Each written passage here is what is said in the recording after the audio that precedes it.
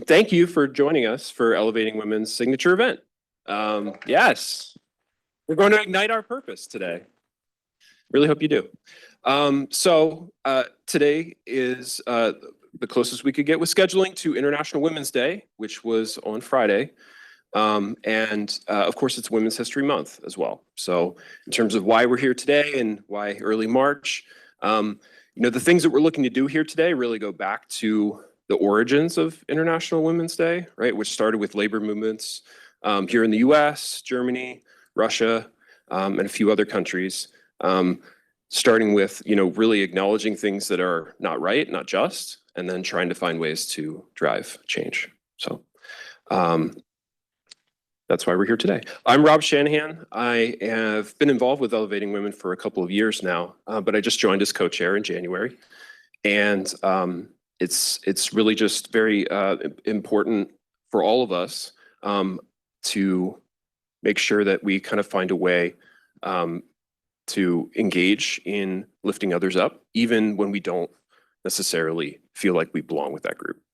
That was certainly part of mine. I don't identify as a woman. But again, here as an ally and as an advocate, and really looking forward to everything we have in store today. So, Beth.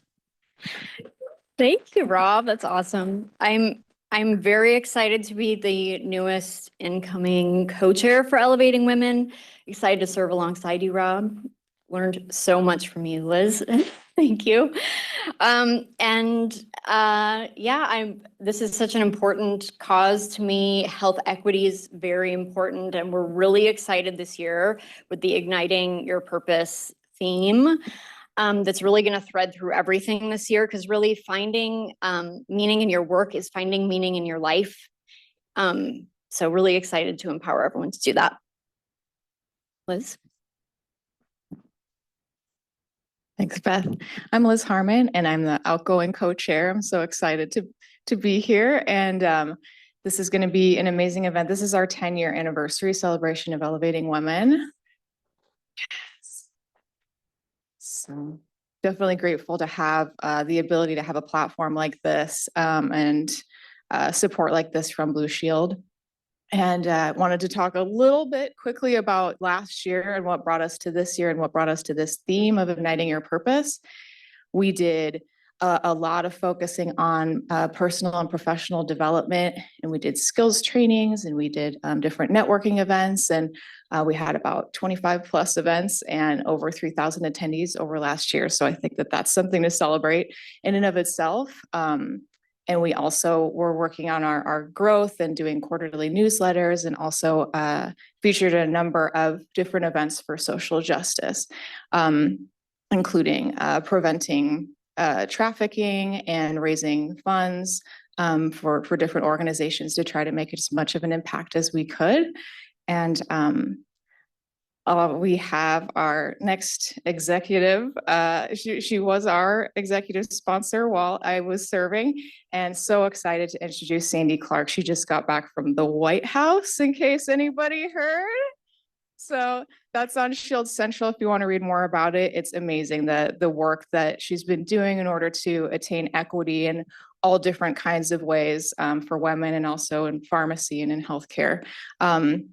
And she also just won an award from Modern Healthcare for a top leader of 2024. So that's also going to be featured in Shield Central if you want to check that out too. Very, very well deserved. So honored and a pleasure to welcome Sandy. I do my head toss, check my names. Baby, how you feeling? Good morning, everyone. And good morning to our remote people as well. And thank you. The award is amazing from Modern Healthcare. I was very, very proud to be representing all the work that our entire team is doing around changing the pharmacy ecosystem, and to be able to carry that message to Washington was kind of surreal, but a lot of fun. So thank you. And happy anniversary to Elevating Women for 10 years. I love this picture. It was taken during COVID, shortly after we adopted Enzo. I am also the proud mom of a 2-footed child who now lives on the East Coast. And in honor of International Women's Day, he sent me a text message on Friday and it said, "Happy International Women's Day. I'm very proud of you. You're an inspiration." And he said, "I know you'd much rather see equal pay and opportunities for all women, but instead you get a day." So,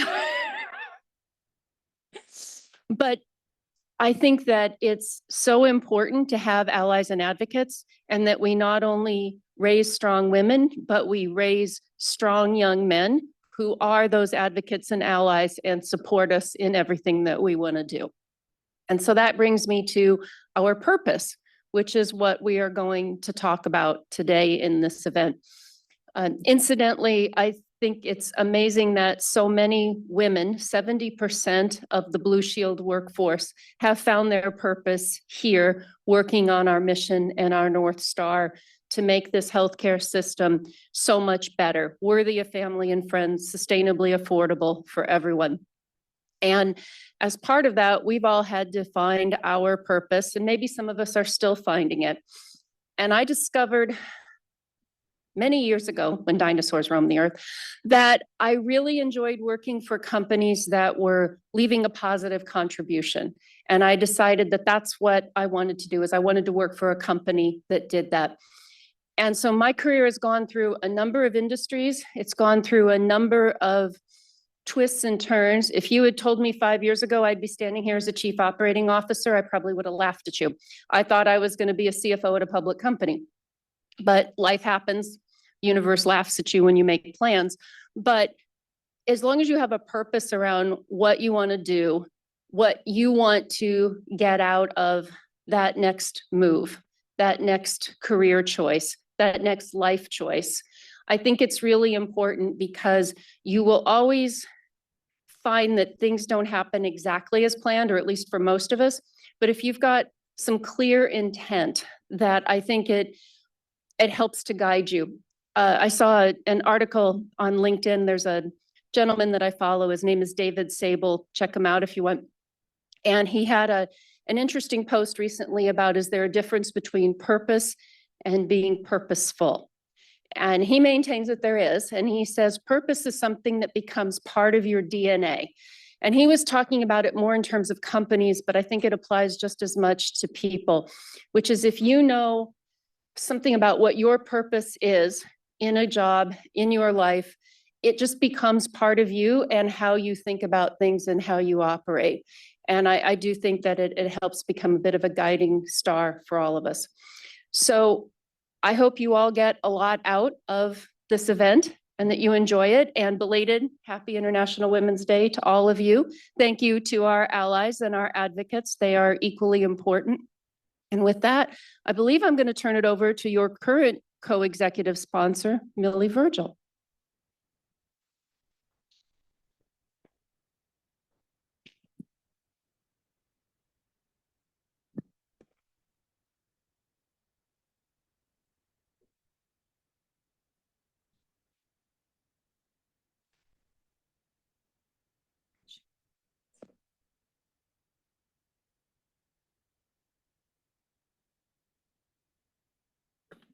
We can always keep moving. I am very excited to introduce our keynote speaker for today, who will be joining us virtually. She is a Midwest native and a true multi-hyphenate. Brianna is an award-winning actress and has graced the small and silver screen over 300 times over the last 25 years. You might recognize her from roles on Homeland, General Hospital, Devious Maids, Dynasty, and is currently shooting season 4 of Netflix's hit show Outer Banks. She's also a singer, a producer, an author, a business leader, a philanthropist. And in 2006, she founded a nonprofit that's called The New Hollywood, which is dedicated to supporting socially conscious storytellers and change makers through goal setting, grants, and mentorship. And her group intends to have everybody shine higher, brighter, and give back. and recently has launched an alumni program for the Harvest Home that helps formerly homeless moms through mentorship and goal setting. She is an accountability coach working with artists, entrepreneurs, executives, other coaches, therapists using manifesting your mission process. She's also the chair ambassador for the National Women's History Museum, which you should check out online if you haven't. It's amazing. And Brianna's here to share a little bit of her wisdom and inspiration and help us all ignite our purpose by sharing more about manifesting your mission. So welcome, Brianna Brown Keene. Hi, thank you so much, Beth. Thank you all. All right, so I love this song. So thank you all so much. I actually danced at my wedding song to that song, so I love that song. So if you all can take out a pen and a paper and just have it in front of you, because I'm going to talk to you, but I'm also not going to just talk at you. So it's going to be a little bit more interactive. And if you can take a moment and just take a breath, and trust me, there's a reason for it. Let's just take a deep breath and feel it within your body, keeping you alive. Should I go hand these out to people? I do not take for granted you gifting me this time to be with you. So I believe that our most valuable assets are our time and our energy. And I've actually learned that we can actually find our true priorities by looking at our calendar and our credit card statement. And as women, we do so much for so many, often to our own detriment, right? But today, in this moment, we get to pause and reflect and just look beyond our periphery so we can see what we can do to polish, right? How can we be kinder, live our purpose more fully and with more intention, right? Purpose versus purposeful. I feel that I am equipped to talk on this subject because I wasn't always the polished version that you see on my social media highlight reel or by reading or listening to my bio. I know that setbacks haven't often been my biggest blessing to just ignite the tenacity within me. So I started off in the biz before YouTube, auditioning by VHS and, you know, back when, again, dinosaurs roamed the earth 25 years ago. I grew up in a middle-class household. I have it set up still. I'm still logged in, so. Oh, I can hear a bunch of people. So I don't know if it's okay. But just to kind of go back, I grew up in the suburbs of Minnesota, knowing no one who ever had remotely made a living as an artist, let alone in Hollywood, and with severe stage fright. Just my first audition in middle school was me being too frightened to sing beyond the page, and I didn't even make the play. I had cystic acne. I had weight and insecurity from being depressed and severely bullied up into the age of 14, to the point where, let me just paint this picture. My best friend's dad, who was a judge, told her to stop being friends with me so that she wouldn't get harassed. So at a certain point of despair, I nearly took my life.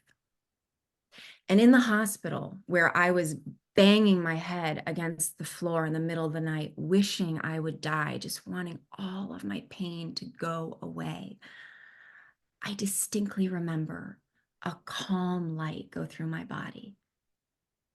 And in that moment, I knew that I was going to be okay and that I had a purpose. I then became an overachiever. I was bold, and despite my fear, because trust me, I had plenty of fear. I had crippling anxiety, later diagnosed with PTSD and OCD, and had many a panic attack throughout my life. But I always just continued to just keep moving forward in whatever desire I felt needed to be expressed. So when I arrived in La La Land at 19, and I was told to sink or swim by my parents, I was blessed to have representation, but it was a lot, obviously, to suddenly be faced with adulting and Me Too hurdles before they were even labeled as such or considered dysfunctional.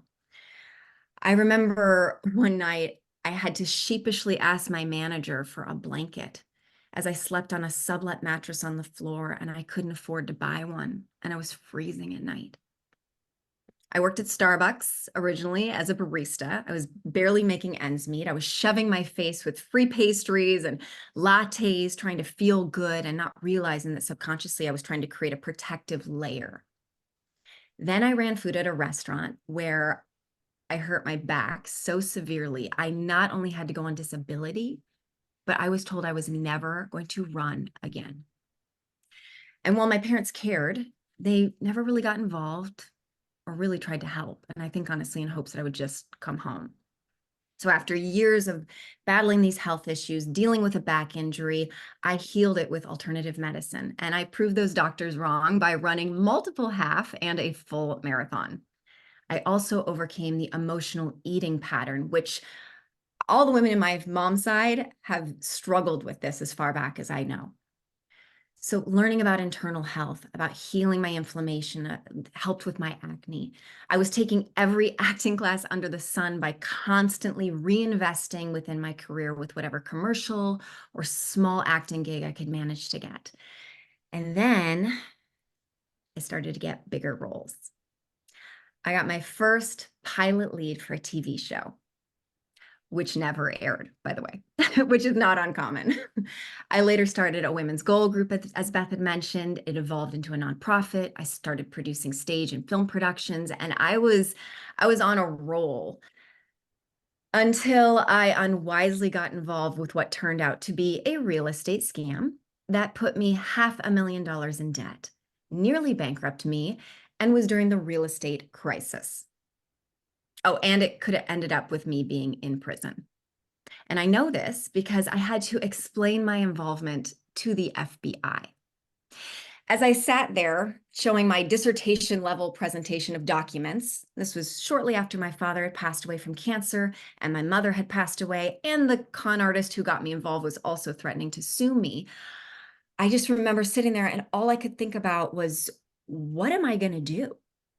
Right? And as I waited for this man's response, who was going to determine my fate, I remember just envisioning myself wearing an orange jumpsuit and maybe creating a women's supporter goal group in prison. And then maybe I'll write a book or a film about it when I got out. I was trying to somehow rationalize what the beep was happening in my life. Thankfully, he saw that I was the victim and I was not involved and I was free to go. So after that, I attended multiple financial seminars. I formed several investment clubs just to figure out how the heck I got into such a financial pickle, and also just to prevent me from ever being so ignorant around money or investing ever again.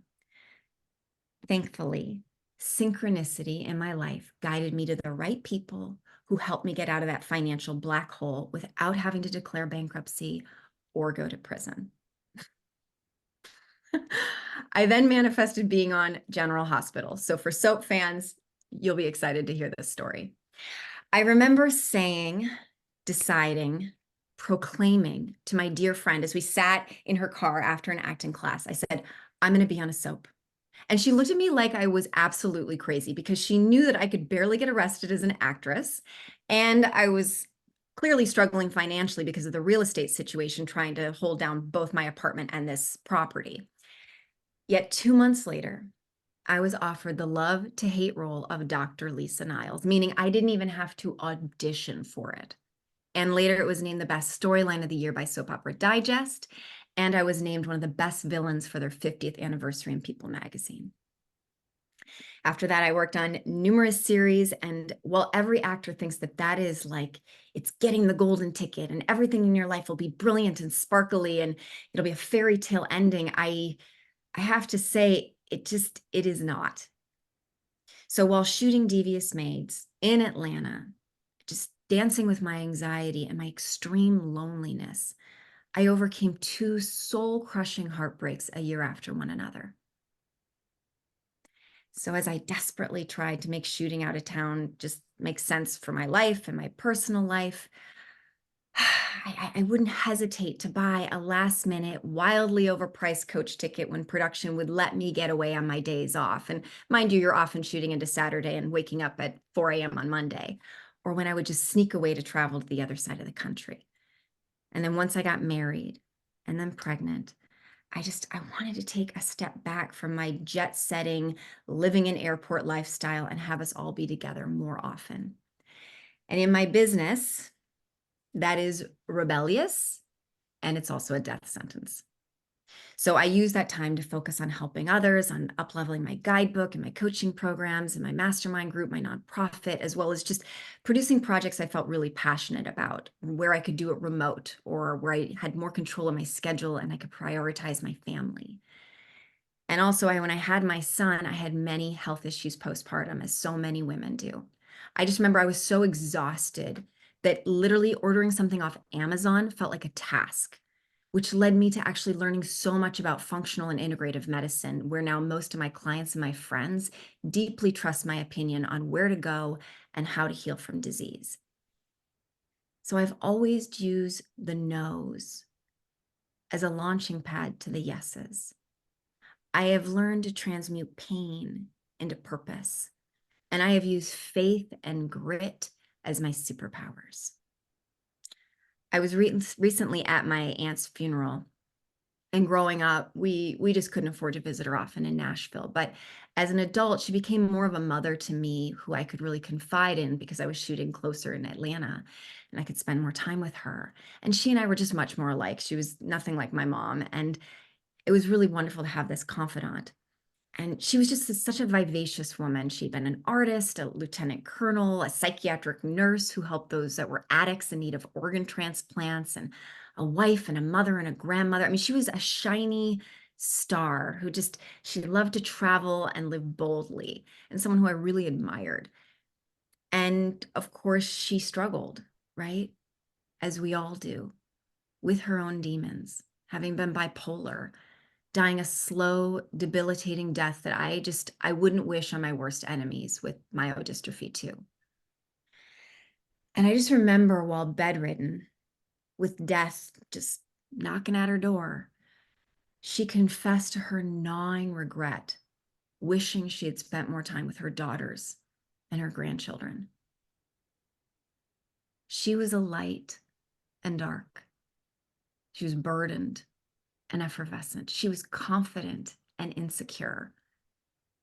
She was like all of us. So leading women for nearly 20 years, I've realized that we are more alike than different when we choose to be vulnerable and just put down our facade of having it all together all the time, or trying to compete with one another to try and just prove to ourselves that we are enough, right? So I mentioned her passing, not to be morbid, but because it is a reality for all of us. We just don't know when or how. We, myself included, we often waste our most precious assets worrying about what isn't important or urgent, what is not our priorities or purpose. And we get sidetracked by dramas that, I mean, let's be honest, are relatively pointless. I have found that when we get still, when we listen within, when we pay attention, that is when we are led. So to ignite my purpose and motivate myself, I really need to carve out time to reflect, to get specific, to ignite urgency by having a really strong why. Because let's be honest, if we all knew that we only had 5 years left to live, how would we live it? How would you show up? Who would you be more present and generous toward? How would you show up at work differently? What would you want to be remembered as being or saying? To ignite your purpose, we need to work backwards, right? So what legacy do we want to allow ourselves permission to manifest? Is it being the way your children or your godchildren will be proud of? And if you don't have kiddos, just imagine your life projected onto a jumbotron with everyone that you love and admire, just watching every move. How would you show up to make the lives you touch a happier, healthier place? So igniting your purpose or manifesting your mission, it doesn't have to be about creating world peace, but simply choosing to be 1% better each day. So I'm going to show you some slides. So stick with me while I share my screen. Okay. Oh, it says I can't share screen while other participant is sharing. Okay. All right. Great. All right. Okay, great. So to ignite change, it really is about changing your habits. Okay, and there's 4 different ways that change and growth happen, and it's called the hierarchy of competence. So how to create change. So whenever we're trying to learn something new, it goes through these different stages. So first of all, most of us, we don't even realize there's something we're not great at. It's unconscious incompetence, meaning that our intuition about it is just not correct. So think about riding a bike, right? You don't realize that you don't know how to ride a bike. You're not good at riding a bike. You're unconsciously incompetent. And then you become aware that, oh, I'm not good at this yet, right? And so think about it when you're skinning a knee. So you have wrong analysis. And then there's conscious competence, meaning that you are aware of doing it and you're doing it well, but you really still have to think about it. And then there's unconscious competence, right? So you're not able to think about it. You don't have to think about it. You can think about other things and you're actually really good at it, right? Like when we're able to drive a car. So that's the 4 stages of learning to create something new. And then why is it that most people are not their personal best? And it really boils down to habits, right? They're habits that they're not taking the time to be honest and reflect about them. And then also just choosing to be uncomfortable, because you have to get comfortable being uncomfortable to create change. I love this quote by Jen Sincero. It is usually the things you want to do the least that changes your life the most. And perfectionism is just procrastination in a fancy outfit. So I'm going to go into some of the common hurdles that I find, and we'll do a little poll about it later. So just really listen and kind of note for yourself what they are. So perfectionism, as Jen Sincero, procrastination in a fancy outfit. You type A's, you might relate to this one. Self-sabotage due to limiting beliefs. So this is often a protection mechanism that has gone haywire. So we don't fully believe we deserve something, so we self-sabotage to make our belief be accurate. It's a way to just try to protect ourselves. Needing to be right. This is a lack of consciousness that everyone's feelings are valid and that feelings aren't facts, and that actually most people's memories are not even accurate. Dr. Joe Dispenza goes into that in depth. So that's a really interesting thing if you want to dive deeper. Lone wolf. All right. I know a lot of mamas that do this. You feel like you have to do everything on your own. You don't ask for help. You don't delegate out. Inconsistency. This is really a big one for most people. And that's when people who often sprint and collapse, they start and then they stop. And it's often a straddling of commitment in order to protect yourself, right? If I don't fully do my best, then I can't fully be disappointed.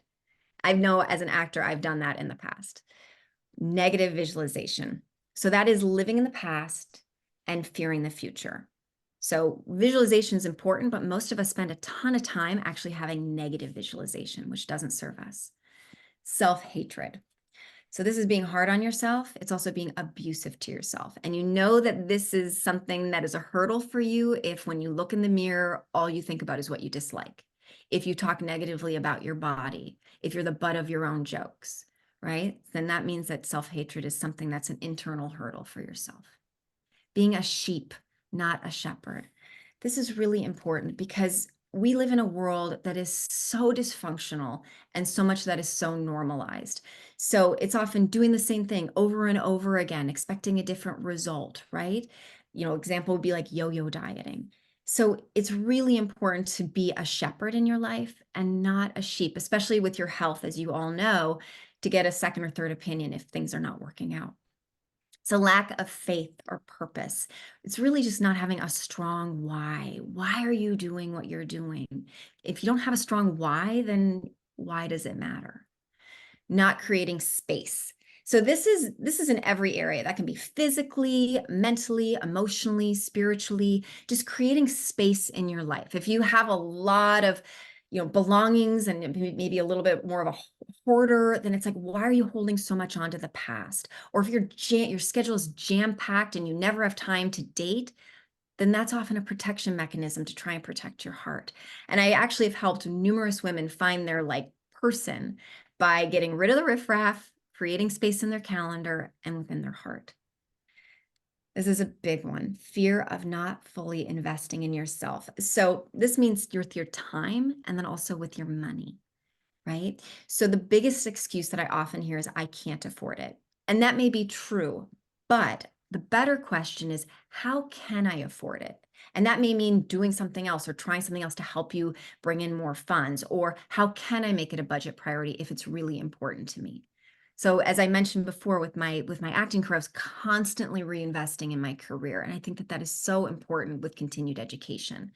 And then lastly, a lack of tribe, right? So are the people who are your inner circle, are they elevating you? Are they deflating you? And so think of it like in chemistry, is this an acid or a base? So when you spend time with someone, are they elevating you? Is it neutral, or is it detrimental and jabs make you feel bad? And for me, what I do is I try to spend a lot of time with people that lift me up and little to no time with people that do the opposite. All right. So now that you're aware of your common hurdles, you're kind of brewing on them, and we're going to go into a polling in it, but I want you to just get really honest with yourself, because most people have a lot of these and I've struggled with all of them. So don't worry if that's true for you too, but we're going to do a poll. So if you can just take out your phone and just click on the QR code, or you can go on the website right here. And then I want you to just put in for yourself. Just take a minute, put it in for yourself. Which ones are true for you?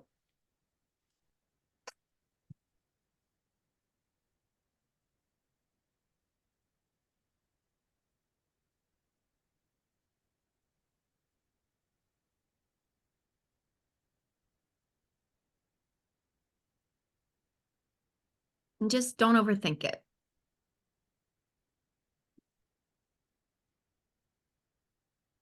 Take one more moment. Okay, great. So now that we've done some honest reflecting, I love this quote because I think it's really important, because if we have a discontent about something and we say, ooh, maybe that's a hurdle, maybe that's something I can work on. Discontent is the first necessity of progress, right? So it's the awakening. It's going from unconscious incompetent to now you're conscious incompetent, right? So you're just going up the ladder. So to ignite, we must recognize that discontent is actually an opportunity if we allow it to be. Which then makes us go into time. How do we spend our time? So much of our time is being spent on forest fires or wildfires versus campfires, and how we manage our time. So this is actually a version from Stephen Covey's The 7 Habits of Highly Effective People, if you want to do a deeper dive into time management. But it's really important to deal with things while they are campfires and manageable versus forest fires, so that you're not dealing with things that are really detrimental, like a diagnosis that could have been preventable, or a divorce, or things that you might have been able to somehow step in and be able to polish along the way. So when you think about how you spend your time, and again, I mentioned your calendar and your credit card statements as being a way to show your priorities. When we look at our calendar, how much of our time is spent doing what's important and urgent, meaning it's clear deadlines, and there's consequences for not taking action. So those are often the easiest thing to be like, I just have to get those done, right? That can be your taxes, your bills, your emergencies, hard deadlines, appointments or meetings, having, of course, a sick child, right? That has a real sense of urgency, and we have to do those. But often these feel urgent because we didn't schedule it, because we didn't spend the time to really go over, what are our important goals, being aware of our deadlines ahead of time. And these are things you can do to really help remedy that, right? Because we often avoid doing this. So scheduling it out and being ahead of the curve will help prevent this from being so dramatic. And then it goes into not important, but still urgent. And this can be something that you perhaps delegate out, especially if you're a business owner, or if you're a department head, that maybe you delegate out to something else. So it needs to be done, but it doesn't necessarily need to be done by you. And that's something, especially if you're in the lone wolf category, to think about. So that could be scheduling or a social media post if you have a business, newsletters if you have a business, certain emails, meal prep. There's always things that you could do to make things like a little bit easier. So it's about thinking about what tips and tricks that you could potentially delegate out. So not important, not urgent. So this, it says deleted. I think more about diminish it. So like, what are your go-to distractions? What is your numb, right? And I'm not saying don't have your numb, because numbs feel good and numbs serve a purpose, but maybe not as often. This is a thing we spend a ton of time doing this and this, but our life works better if we do more of this and this. Right? So sparring on social media, it's fun, but let's be real, it doesn't really serve a purpose. Online shopping, eating junk food, like these are things that don't necessarily serve us. And I think in moderation are fine and great. And that's part of life, but just paying attention if you're spending a ton of time to avoid things, right? So we're going to do a little exercise to get your pen and paper out. And this is going to be done really fast. And it's done fast on purpose because, like I said, I don't want to just talk at you. I want you to see for yourself what it is that you need to work on and what would help you be able to ignite your purpose. So it's done really fast to help you access the right and left side of your brain, and just also so you can just get really clear on your intuition. And there's always insights when we do this. So I'm going to read through it fast. So write fast, but write legibly so you can read it back. Okay. And you're not going to be sharing this with anyone, so don't worry. So write down what's working in your life. What's working? Just jot it down. What's not working? Just jot that down. Why? Again, really fast. Why is it not working? How do I get to polish? Whatever comes to you. What is one action, if done consistently, that will change the trajectory of my life? Just whatever comes to you. And then why do I not do it consistently? There's no right or wrong answers. Just what does your gut say? Why do I not do it consistently? Jot it down. Who else in my life has the same pattern? Just want you to notice. How does it serve me? How does this pattern serve me? Am I willing to release this pattern? Again, really fast. Don't overthink it. Don't overthink it. And take a deep breath in and breathe out. We're going to go on to the next one. And we'll go back, don't worry. Get real and rise up. This is actually from my guidebook. So I want you to write down, again, really fast. What is holding me back, really?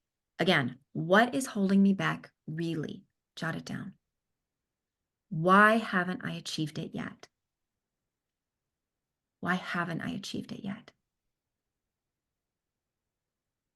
Where do I get to take responsibility? Just keep writing. Don't overthink it. Just trust the process. Even though it's similar, it's different.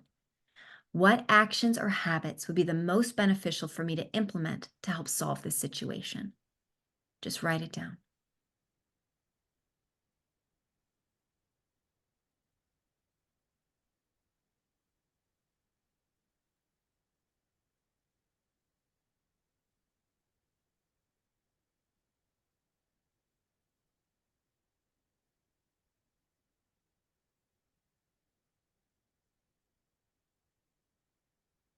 Okay. So I want you to take a deep breath in, and I just want you to look back and reread your answers. Reread your answers for yourself. What is the aha? What is, we're getting still, we're listening within. What is it that it's trying to tell me? What am I trying to tell myself?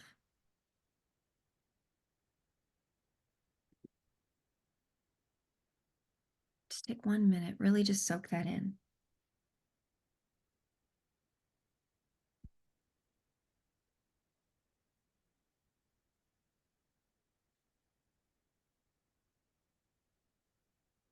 All right. There is a fast track path to manifesting success in every area. It is simply a matter of learning the most effective new habits and implementing them consistently, right?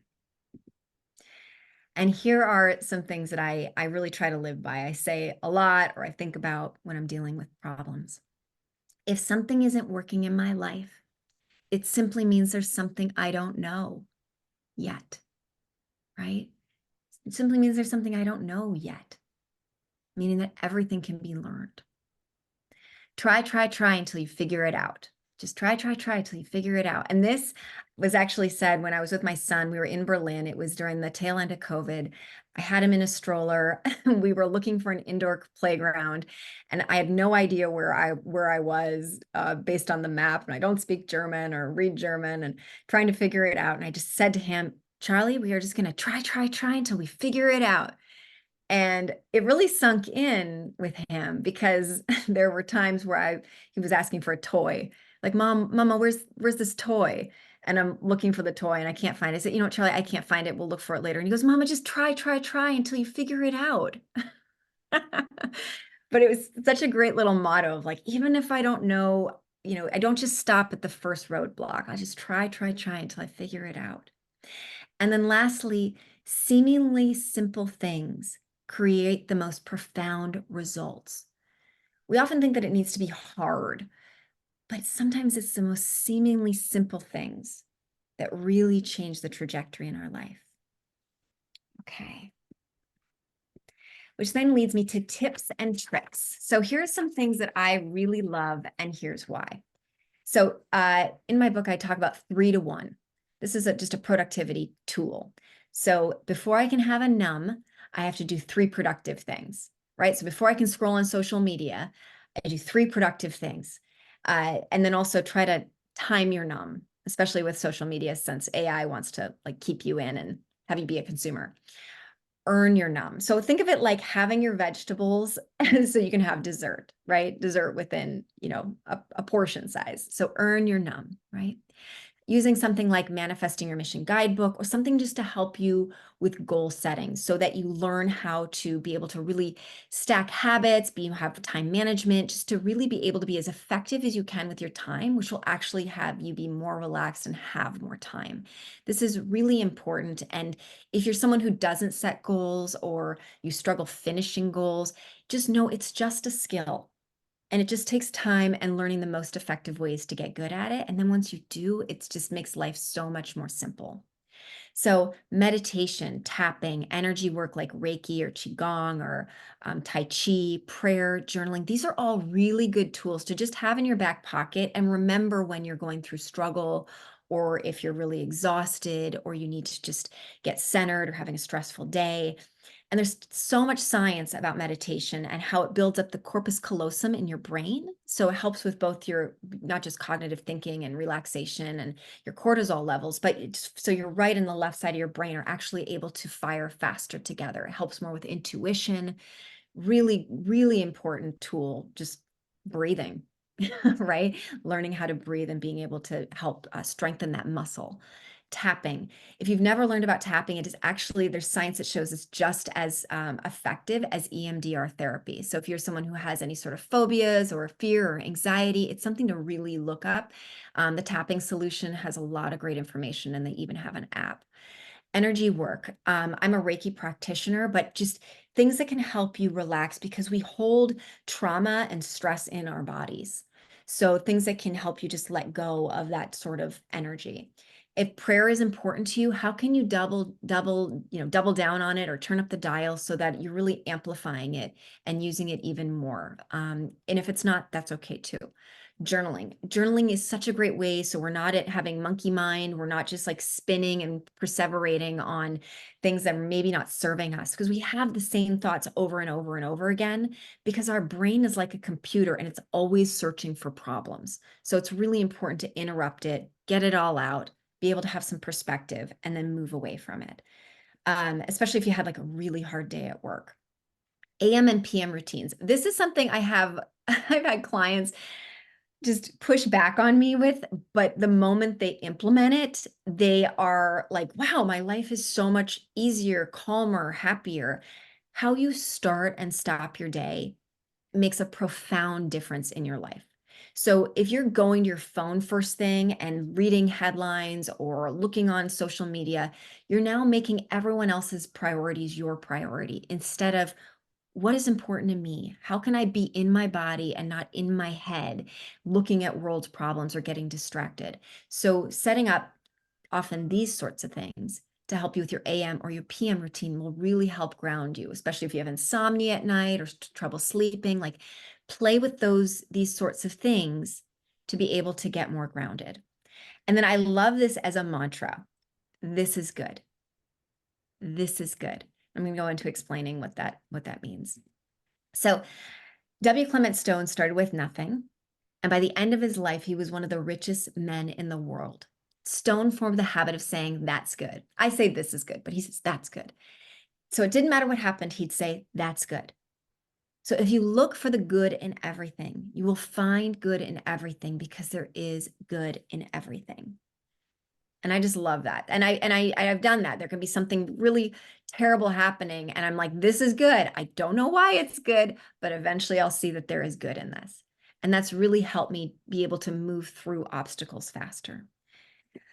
Make the mundane magical. This is a really fun trick. So there are all these things that we do in our lives as women, as mothers, at work, where it's mundane, it's monotonous. We do it all the time. We're doing our dishes, we're doing paperwork, we're doing, the things that we do that we have to do. And if you look at how can I make this more magical, you can play fun music before you leave for work. You can turn off your Zoom and go to and turn off, the volume and, do a dance song to just kind of get yourself like going again. Just things where you can, I call it car school, where I'm driving in the car and I'm listening to an audiobook or something that inspires me and it's continual education. Just like, how can you make the mundane magical? And when you look around your life and say, what is mundane? How to make it more magical? What if it's, doing my dishes, but I say an affirmation or say what I'm grateful for, which actually leads me to practicing gratitude. This is so profound. Again, the seemingly simple things create the most profound results. Gratitude is so important because you cannot have anxiety and gratitude at the same time. It cannot happen. So if you're in a huge state of anxiety, thinking about what you're grateful for can help you ease it and get rid of it. All right. So practicing gratitude also helps if you're feeling stalled at work, right? And you can say, well, like, what am I grateful for with this job? The paycheck, that I'm helping this greater cause with healthcare, that I'm, that I have money to be able to do XYZ, right? Practicing gratitude. And the same with your partner, telling them like what you appreciate about them instead of focusing on, what they maybe are doing wrong. Keep your goals realistic, within your control, but also a stretch. So most people I find with goal setting don't achieve what they want to achieve because they're creating 5-10-year goals and expecting them to be done in 1 year. Tony Robbins says that people underestimate what they can do in a year. They overestimate what they can do in a year and underestimate what they can do in a lifetime, right? So they actually kind of flip it. So it's about creating goals that are a stretch, within your control, and also that are realistic so that you believe you can achieve it. But it's also something that's helping you like grow and grow and grow. And over time, it builds up and you create bigger, stronger goals. Whereas you want to keep your visualizations big and bold and lavish and exciting, like letting yourself believe you deserve good things, letting yourself believe that you deserve a really fantastic relationship, letting yourself deserve all of those ideas, right? So instead of the negative visualization, it's really keeping it with what is your positive visualization, because our brain doesn't know the difference between thought and reality. So let me just repeat that. Our brain doesn't know the difference between thought and reality. And then this is a really big one, especially for women, because society gives us all these reasons that we shouldn't love ourselves.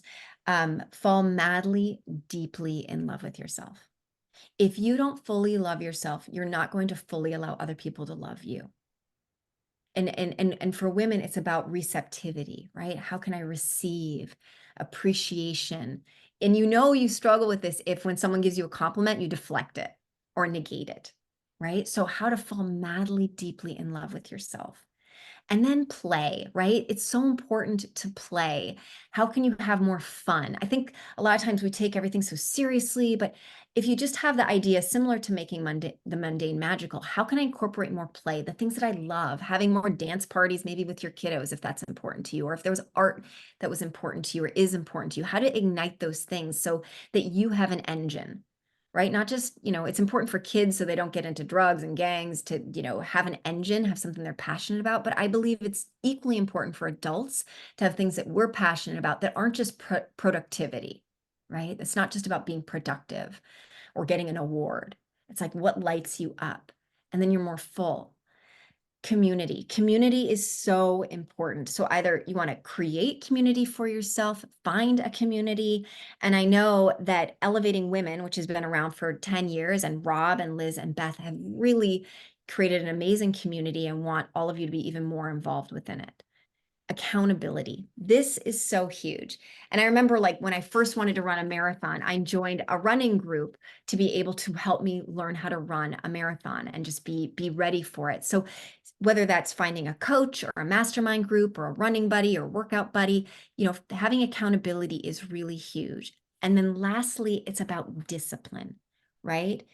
Practice doing what you say.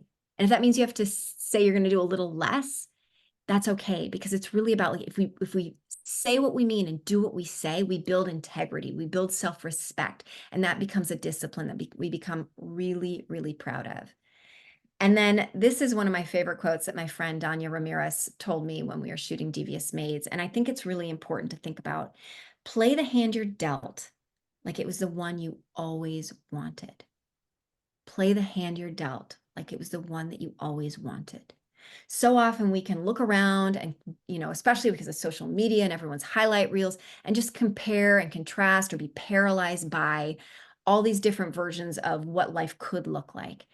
And yet, if we take that same amount of time and energy and focus it onto our life, as if our life, everything about our lives, our bodies, our mind, our talent, is exactly what we wanted, and we can just continue to polish and grow, then we just get so much further along. And then here's another idea that I think is really fantastic. There are 3 things that a person absolutely must lock into if they really want to set a goal and go after it. The first is decision. Just like when I wanted to get on a soap, I made a decision. The second is understanding visualization, the power of visualization. And the third is discipline, right? Decision, visualization, discipline. This is by Bob Proctor, who wrote Change Your Paradigm, Change Your Life, and he's also in The Secret. And then this last slide that I'm going to show you has been really impactful to me for multiple reasons. Because when I grew up, my mother, who was not like my aunt, she was much more quiet and dim. And she would tell me you could achieve anything, and yet anything within reason. And I love this quote because it's giving permission for women, for everyone, but I think especially for women, to be able to be big and bold and not hide their light under a bushel. I remember my mom, I was sick. I was in 2nd grade. I was sick. I had this book from one of those book magazines where you could circle them, and then you'd get it at school. I may be dating myself for those of you that didn't go through that. But I had this book, and I remember sitting on my waterbed back when that was a thing at home, reading this book, and it was called How to Be Famous. And it was really all just about New Kids on the Block. And I remember reading this, and my mom walked up to me and she grabbed that book and she put it on the bookshelf and she said, "Honey, that's not for you." And I remember this memory of just being on my waterbed. Why did she take my book away? And then her saying, like, this isn't possible for you. And how that deeply impacted me. And really, I had no desire to be famous. That wasn't even a thought for myself. I really just cared about my crush, Joey McIntyre. But the reason that this quote is so important to me is because it is saying that you don't need to dim to make other people feel secure. It also has the word God. So if that like is funky for you, just think energy or universe or even science. You'll get the gist, but I think it's really impactful, and I hope it impacts some of you as well if you haven't read it yet. So our deepest fear, and I want you to just really take this in and hear this. If you've heard it before, hear it in a new way. If you've never heard it, just let it soak in. Our deepest fear is not that we are inadequate. Our deepest fear is that we are powerful beyond measure. It is our light, not our darkness, that most frightens us. We ask ourselves, who am I to be brilliant, gorgeous, talented, fabulous? Actually, who are you not to be? You are a child of God, the universe, energy, science. Playing small does not serve the world. There is nothing enlightened about shrinking so that other people won't feel insecure around you. We are all meant to shine as children do. We are born to make manifest the glory of God, energy, universe, science that is within us. It is not just within some of us. It is in everyone. And as we let our own light shine, we unconsciously give other people permission to do the same. As we are liberated from our own fear, our presence automatically liberates others. So I want you to just let that wash over you for a second. How can you not dim? How can you shine brightly? And shining brightly doesn't mean go be a narcissist. So we're going to go into the results for the polling. I'm going to stop sharing my screen and we can have the polling results up just so that we can have a reflection of what we're looking at for ourselves. So if you want to put on the polling results.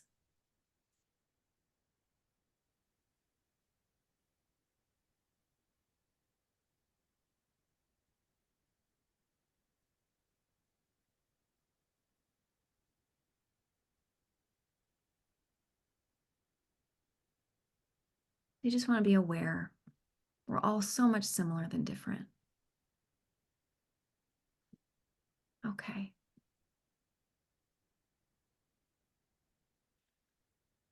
Just notice it, take it in. Just take a deep breath and relax now that you have that information. And just remember that today, it's a new day. In this moment, we get to begin again. We don't know how many glorious breaths we have left in this lifetime. So the question I ask yourself is, how do I get to hook myself up and create a legacy that you're not only proud of, right? But so that you have minimal or no regret. So what we're going to do right now is we are actually going to write in the chat, what habit are you willing to proclaim starting and why? What habit are you going to do and why? There is power, just like Bob Proctor said, in making a decision. And don't worry, no one has time to read all of these comments. This is actually about you proclaiming it. So let's just take a moment and just put it in the chat. And just put why. It's important to have a why. Setting a goal without a why doesn't help you have as much drive around it. Okay, great. Wonderful. Yep. Yep.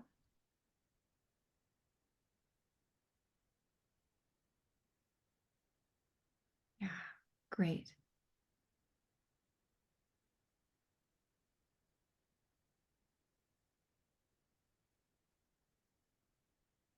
I'm gonna give one more minute.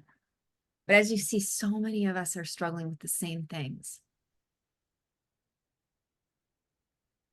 Yeah, setting boundaries, that's great.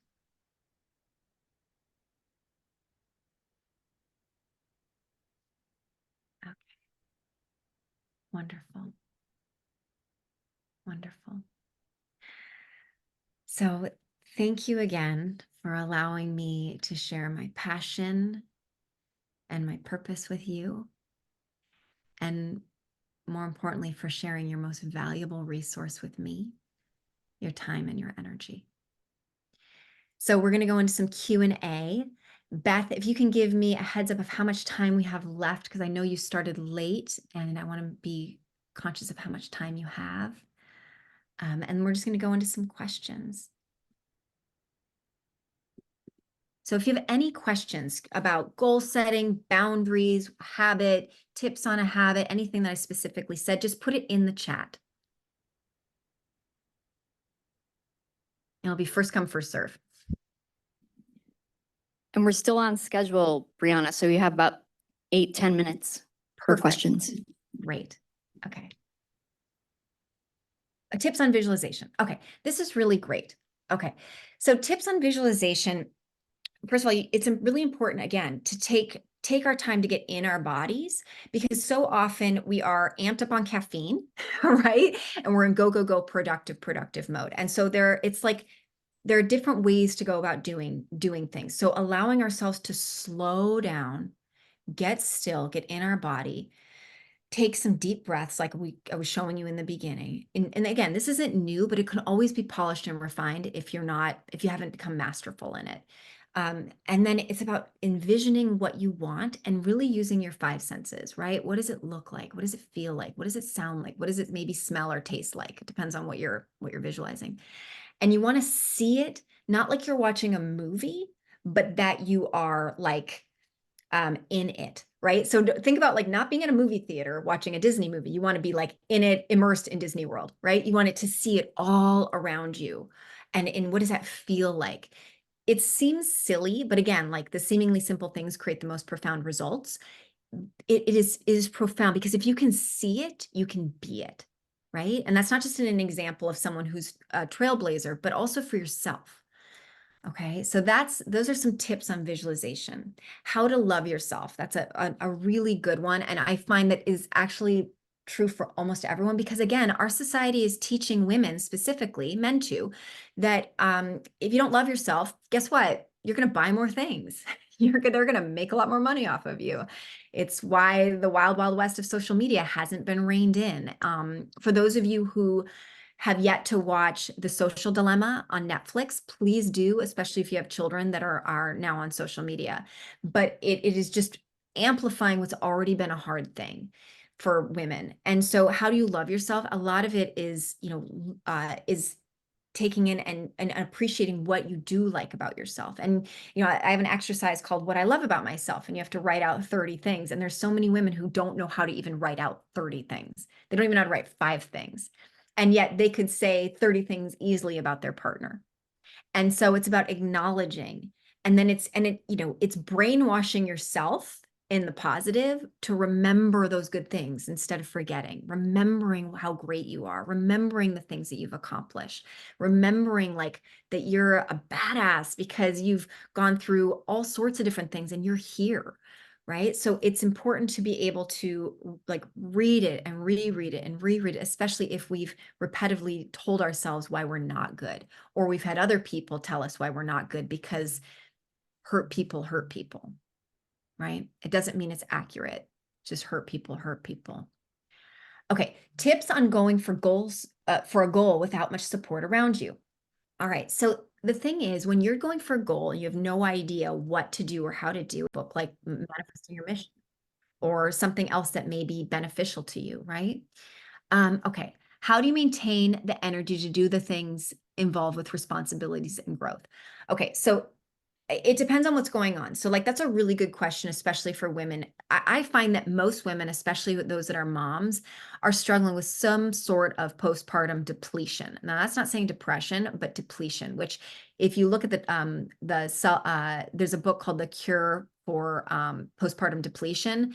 I have found that so many women I know have no energy once they have a kid. And it's not just the fact that now they're having to, be multi-hyphenates and have multiple full-time jobs, one of them being a caretaker, but because their body is depleted from making a 3D carbon copy of themselves. So it's so important to do the things to be able to fill yourself up when we're in a society that doesn't necessarily tell you or show you, what is or isn't good.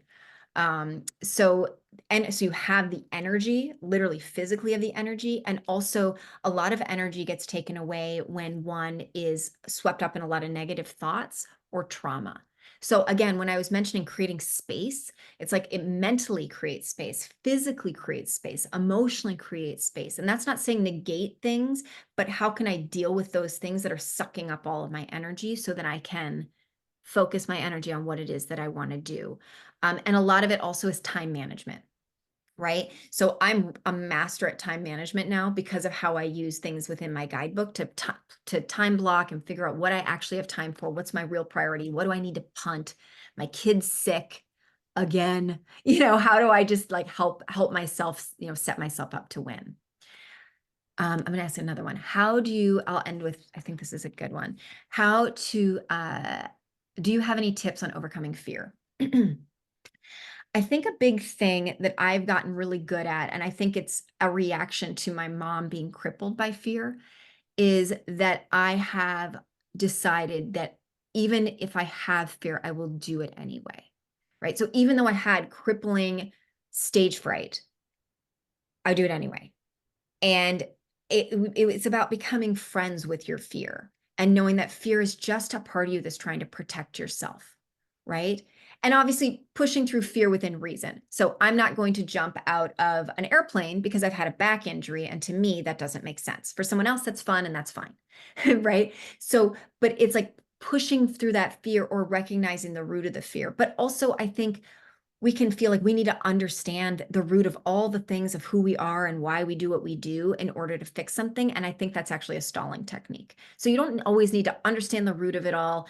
And, in order to push through, I think that a lot of it is just like, how can you just really, take action, be consistent at getting comfortable being uncomfortable.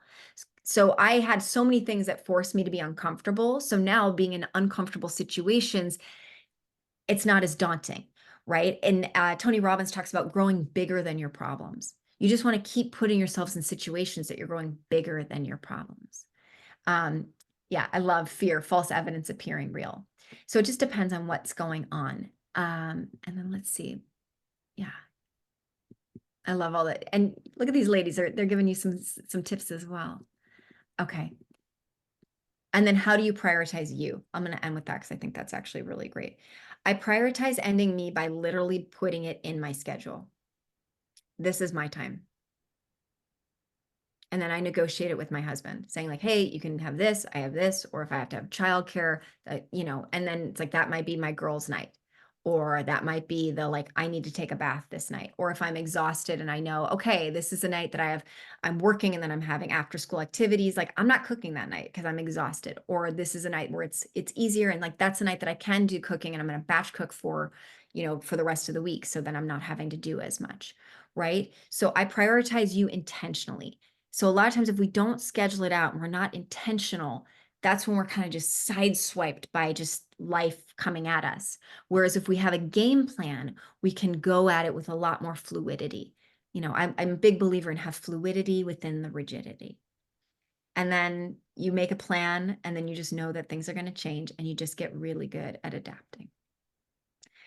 Well, I hope some of what I said was helpful. I hope that you were able to come up with something that would help ignite you. And I know Beth is going to share a little bit about an offer for some of you that are in person, and then also for those of you that are not in person, so that I can continue to help you further if you're so inspired. So Beth, if you want to. Yes. Yeah. Thank you, Brianna. Those tips and tricks are amazing. And that turning, the mundane into magical, I absolutely love that because I think we can do that within our ERGs, but we also can do that in our day-to-day work. It's all there. Really incredible. So Brianna, we have her guidebook here. So we're raffling this off. Please enter. We have raffle tickets right in the back. So enter during the break. And she's also offered a workshop that goes along with this, a 2-hour workshop. It's really going to be an incredible deep dive kind of into the stuff that she's talking about. So really excited. And this will also be available to virtual people too. So we'll get you details about that later this week, but very excited. So enjoy the break. We'll take 5 minutes and we'll see you in a couple. All right, welcome back, everyone. I think we're going to go ahead and get started. First off, thank you to Brianna Brown-Keene for joining us. That was a really inspiring talk. Thank you. And I really hope that everybody put their raffle tickets in so we can do that workshop later. as we continue our event here, you know, we had an external speaker, somebody come in and share her experience, but also we wanted to talk to our own leaders here at Blue Shield. And so I'm joined here up on stage with 4 executives from our company to really talk about their stories, to talk about how they've engaged with igniting their purpose professionally and personally. And so we'll go into some questions that we have prepared. We'll also start with a poll, but we're also going to leave quite a bit of time, actually about 20 minutes at the end, for taking questions from the rooms and from the Q&A. So as we get started, Teresa, do you want to start just on the end? Each person's just going to tell us a little bit about where they're currently based, a little bit about their background, their journey at Blue Shield, their current role, kind of where they started from, if they'd like. And then also, when I reached out to you and asked you to be on this panel, why did you say yes? And and what you've done, you know, what kind of igniting your purpose means to you. So Teresa, please. Good morning, everyone. Teresa Boudreau, VP GM of our specialty products, which is dental, vision, and life. I've been with Blue Shield going on 20 years in September. Thank you. Why I decided to, I'm out of San Diego, by the way. And so I'm glad that once I leave, I'll be going to sun because it's rainy right now out here in Oakland. But why I decided to join is because I've had quite a journey in my career path to get to where I'm at today. And it wasn't easy being a woman of color and being in sales, which is mainly a male-dominated business. It was hard to get to where I am today, and I'm proud of where I am today. And if I can share some of my story with others that might help ignite and open the door for them, I wanted to be a part of that. Thank you. Thank you. Antoinette, did you want to say a little bit? Thank about you, yourself? Teresa. I'm already a fan. So I'm Antoinette Meyer. I'm the Vice President of Corporate Citizenship. I'm also the Social Justice Lead on the Diversity, Equity, and Inclusion Council. I've been at Blue Shield now for 10 years, so not quite as long as Teresa. And I've really had the benefit of really being able to ignite my purpose at Blue Shield. So I started out my career in a different field. I actually worked in executive compensation on Wall Street, and I was able to make the transition to do what I do today and really supporting our Stand for What's Right strategy. And so for me, that has been such a great kind of benefit of the company, and I'm really proud to be a part of this, and I really want to support others in helping to ignite their purpose.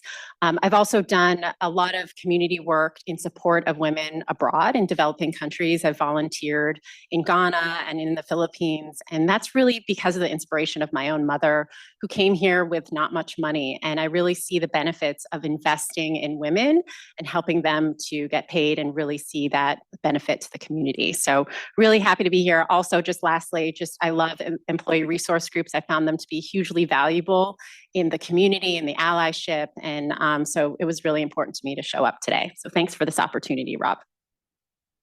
Thanks so much for being here. Zohair, please. Hi, everybody. Thanks for having me here on the panel, and excited to be here. So my name is Zohair Karu. I am the Vice President of Data and Analytics here at Blue Shield, California. I've been here just over 2 years, so I guess I'm the newbie here on the panel. And it is actually my first time working in healthcare, so I've worked in other industries, but this is new for me. And what is exciting from a purpose standpoint is being able to apply the world of data and analytics to help improve people's lives. I think is a worthy mission, and excited about doing that. In terms of why Rob convinced me to be on the panel, it didn't require much convincing, actually. I really am a big believer in diversity of thought. And one way to get towards diversity of thought is diversity of gender, and really trying to elevate women in data analytics is sometimes a male-dominated field. And so how do we do that? When I joined Citibank back in Singapore, actually right before this job, I think my team had 10% women, and when I left, it was 45% women, right? So really And it takes it doesn't happen by accident. It takes a conscious effort to do that. And I certainly encourage that among my team as well. And so my career has been, it's not a path, maybe a winding road or walk in the woods or something, but it's been lots of different industries, lots of different places. If I had to think about what sort of I am passionate about, it's actually teaching. I've done a fair amount of teaching in my past. I had my own TV show in high school. I wrote a textbook in graduate school in electrical engineering, and they used it at MIT and other places. And I've taught fifth graders to compete in the Math Olympiad, and so I enjoy that. And so from a professional standpoint, it's about how can I'm attracted to areas where it's not status quo, right? You're trying to learn both for myself, but also the organization is trying to learn, and how can you impact change associated with that has been what has been driving me. So thanks. Great, thank you for sharing that. Jackie, please. I was going to say, can you repeat the question? Because 3 people went and I can't remember what it was. Jackie Adjua, I'm Vice President for Health Transformation. I started a few months before Teresa, so I will be hitting my 20th year with Blue Shield in July 6th, actually. Came here 20 years ago. My journey has been interesting to say the least. And 20 years at Blue Shield, I've done jobs in different areas. So I trained as a clinical pharmacist, and I came to Blue Shield to manage a small clinical and operations team, and I've done a lot since then. I spent 11 years on the pharmacy team, and then I went to the law team because, why not just do something very, very different? And worked there for 5 years. And then 4 years ago, moved into my current role for health transformation, which is one of the innovation teams we have at Blue Shield. Why did I agree to do this? Well, I find myself at the intersection. I have several intersectionalities. So not only am I a woman, I'm also a Black woman, and I'm an immigrant. So, and yeah, I get less and less of that. I hear an accent. Where is it from? It's almost accusatory, but I can blend. It just depends. So there are multiple intersectionalities. One of my other introductions I missed in saying is I was one of the only person here still at Blue Shield who helped stand up the Black Employee Resource Group in 2014, so 10 years ago. And I feel like I continue to do that work. So I was one of the co-founders then, and then I transitioned into being the executive sponsor, and I finished my 3-year term as executive sponsor in January and handed it off to very capable folks who are taking it from there. And now I continue to be on the Diversity, Equity, Inclusion Leadership Council, where I'm the business pillar for health equity, and health equity is within my portfolio as part of my day job as well. So that was a roundabout answer to the question, how to end up here. Well, when I look back, and time has flown past really quickly over the last 4 years since the pandemic, can you believe it? It's almost 4 years exactly since lockdown. I remember exactly what day lockdown was because it was the day before my daughter's birthday, and we had to do lockdown at home, birthday party at home. But I think when I think back to the reason why I'm here, it's a couple of years ago, I was keynotes for the Elevating Women in 2022. And so when I got asked again this time, I'm like, well, it's a panel, it'll be easier than a keynote. So I said yes. Very fair. Yeah. Well, great. Well, thank you each for sharing just a little bit about yourselves. We do intend for this to be a conversation, but we have a couple of themes that we want to play off of. I don't know if we're able to bring up the poll. We'll see if it works this time. But yes, it'll be another scan or click. So, when we think about things that could be a barrier to igniting your purpose, we were working as a team. There were a couple of themes that we honed in on, and we just wanted to really see from the audience which of these themes kind of resonate the most. So if it doesn't launch, we'll just kind of keep going. We've been rolling with the punches all day.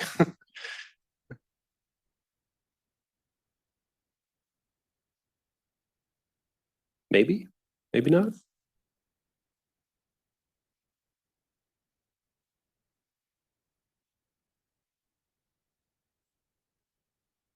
Oh, Hey, it's working. All right, tides are turning.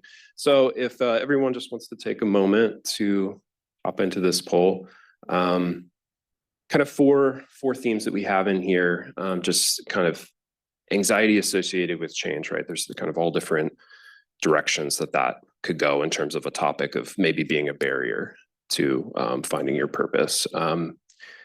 Struggling to find work-life balance, that's a topic that we talk about a lot, but also in terms of, the duality of purposes, right? Professional, personal, how much does that imposter syndrome? This is certainly something that many of us deal with at times, and just, seeing how much that affects.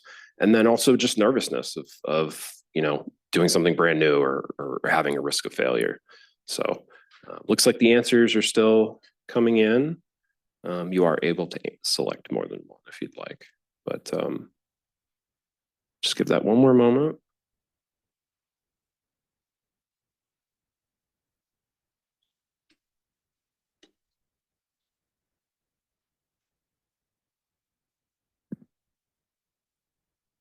All right, great. Well, it looks like each of these topics probably resonates with the group a little bit, but we thought we'd do a little bit of goosebumps here, choose your own adventure. So since nervousness to take on something new is the top result, we're going to talk about that topic a little bit. And I think for this one, Jackie, there were some things that you wanted to mention, just kind of about how this has resonated for you in different changes in your career. You mentioned a little bit about this in your introduction. Yes, I've done a bit of changing with my career, and so I'm having flashbacks to actually the very first Elevating Women Summit. It was, I don't know, sometime in 2014, and at the time it was called Women's Leadership to Excellence, so WL2X. And while we were speaking there, one of the keynotes mentioned something about a first believer. Now, I don't know if everybody knows that concept of the first person you remember really believing in you. And for me, that was my dad, and he's gone now, God rest his soul. One of the things he told me, I remember taking this job. I'd gone from manager on the books to senior director. It was here at Blue Shield. And it was a little different than what I knew. And I called my dad, and I was chatting with my dad in a different country. And I said, well, I'm scared, And he said, why? Why would you be scared? And he reminded me of the things that I could anchor on. And he said, you're smart, so you can learn if you don't know the new job. You're hardworking, so you can put in the time. And you're a quick learner. So what is there to be afraid of? And I thought, and to this day, and that was more than 10 years ago, it was actually 15 years ago, I remember that every time I'm doing something that I've not done before, that I'm scared of and that I'm nervous of. I remember, wait, I can learn, I'm willing to put in the work, and learning is not that hard for me. So what else is there to be afraid of? So that's really been the anchor as I've made changes in my career over the last couple of decades. Going from knowing pharmacy inside and out and going to law and being the only non-attorney on the law department senior leadership team and learning legalese along with my folks on the legal team. And then moving into innovation in a company where we have systems that are coded for 50 years plus to pay claims a certain way. It's not easy to introduce new ways of doing things, innovative ideas into a system and doing that. So that has always been my anchor. I always remind myself of those things. So I think if you're afraid to do something new, you have to find that person or those words or those situations that you can anchor to that will help you in those times of uncertainty. Any of our other panelists want to weigh in on that point a little bit? Sure. So I think if we think about the things that we do, whether it's in our personal lives or our work lives, we're always doing something new, something different. And for me to get through things, it's challenging, but I always say if I'm doing something new, that means I'm evolving and I'm growing. And so that's what helps me through it. But there are going to be times where you question, oh my gosh, how am I going to tackle this? I don't know it. I don't know if I'll be able to know it. And look around you. You probably have someone that you can lean on. that you can ask for support and help and guidance to get you through trying that new thing. And never forget that you've got lots of warriors around you to help you get through a lot of the challenges you might face with something new.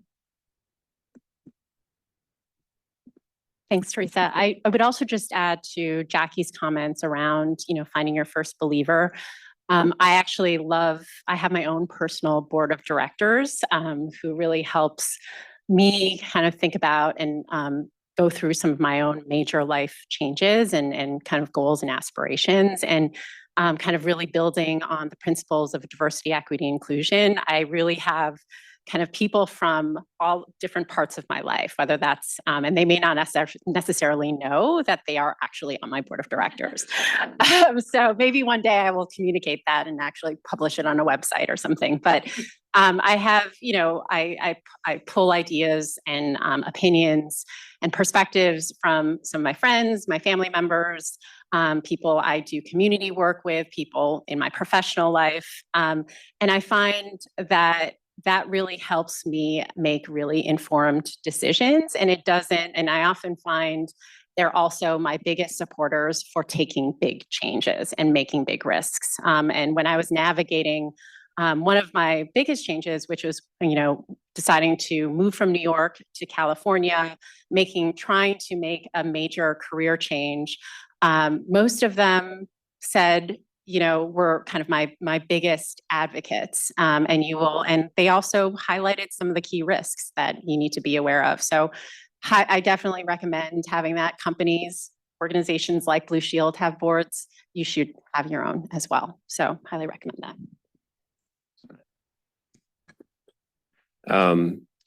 Playing off that theme a little bit, one of the things that, certainly is something we all go through different phases of figuring out is that work-life balance. And in terms of kind of centering to yourself to what's important to you at any given point in your career, using those inputs, right, from potentially your board of directors to help center yourself on that. I think it might be helpful to just talk a little bit about, in your roles, each of your roles, very demanding roles, as well as your other commitments outside of work, what strategies that you use for finding work-life balance. And I don't know, Antoinette, if you want to. Sure, yeah. So let me explain to many of you who don't know kind of me personally, but I wear a lot of different hats. So you know me as one of your Blue Shield colleagues. So I get to lead corporate citizenship. I'm a manager, I'm a team member, and I'm, a corporate citizen kind of here at Blue Shield. I'm also a mother. I have 2 young children. I have a 5-year-old son, a 2-year-old daughter. I also have a 1-year-old charcoal Labrador. So that's my third. So I'm a puppy mom as well. I'm a friend. I'm a wife. My husband has a big career as well, and so we are partners in raising our family and very much committed to one another as companions. I'm also a daughter. I'm very fortunate to have both of my parents still around. They live about 15 minutes away from me. And they're going through a lot of health challenges. So that's one big clue around that I am kind of one of the members of the traditional sandwich club. My mother has early stage dementia and she's also diabetic. And my father, just a couple of weeks ago was in the hospital for a couple of days. So I'm juggling all of that. Let's see. And I'm also a community member. I'm a board member of an organization called Children Now, which is one of the leading children's advocacy organizations in California. And that's an area that is very important to me and really helping to support being a citizen outside of Blue Shield. So all of those different hats, and I did mention, being a good friend is also something that is very high on my list. So you're probably wondering, how does she do that all? I have an amazing team, first and foremost, here at the company, and I have a great support system at home. And so I wanted to share all of that because I think many of you also are juggling multiple different hats, and you're trying to figure out, how do you do that all? So some of the things that I would recommend, and again, I will just say that there's no one size that fits all. It's a constant negotiation, a reevaluation of priorities. And you have to, at the end of the day, have to make choices that make you happy and that fill your passion and that work for your family. I'm lucky to have, like I said, a very great support system that really is focused on my children. And I'm trying to build that also as I think about being a caregiver to my parents. One of the things that I will say is communication is super critical. And wherever, when you're kind of in the work zone, I tell this to members of my team. I just did to a team member a couple days ago.